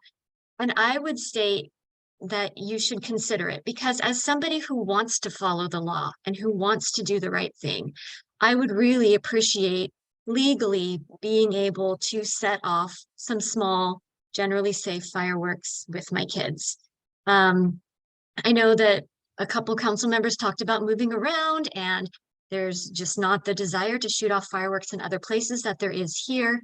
And I've also moved around, but it seemed like every place I was, there was a fireworks show option. There was a way for people in the community, at least every place that I've been, to go and enjoy fireworks safely. And I would say we don't have a lot of those options here. And the fireworks show options that we did have are disappearing.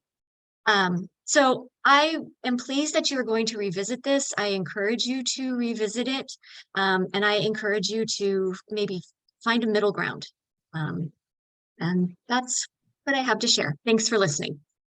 Thank you, Laura. Is there anybody else online that wishes to address council this evening? Anybody else in the audience wishing to address council?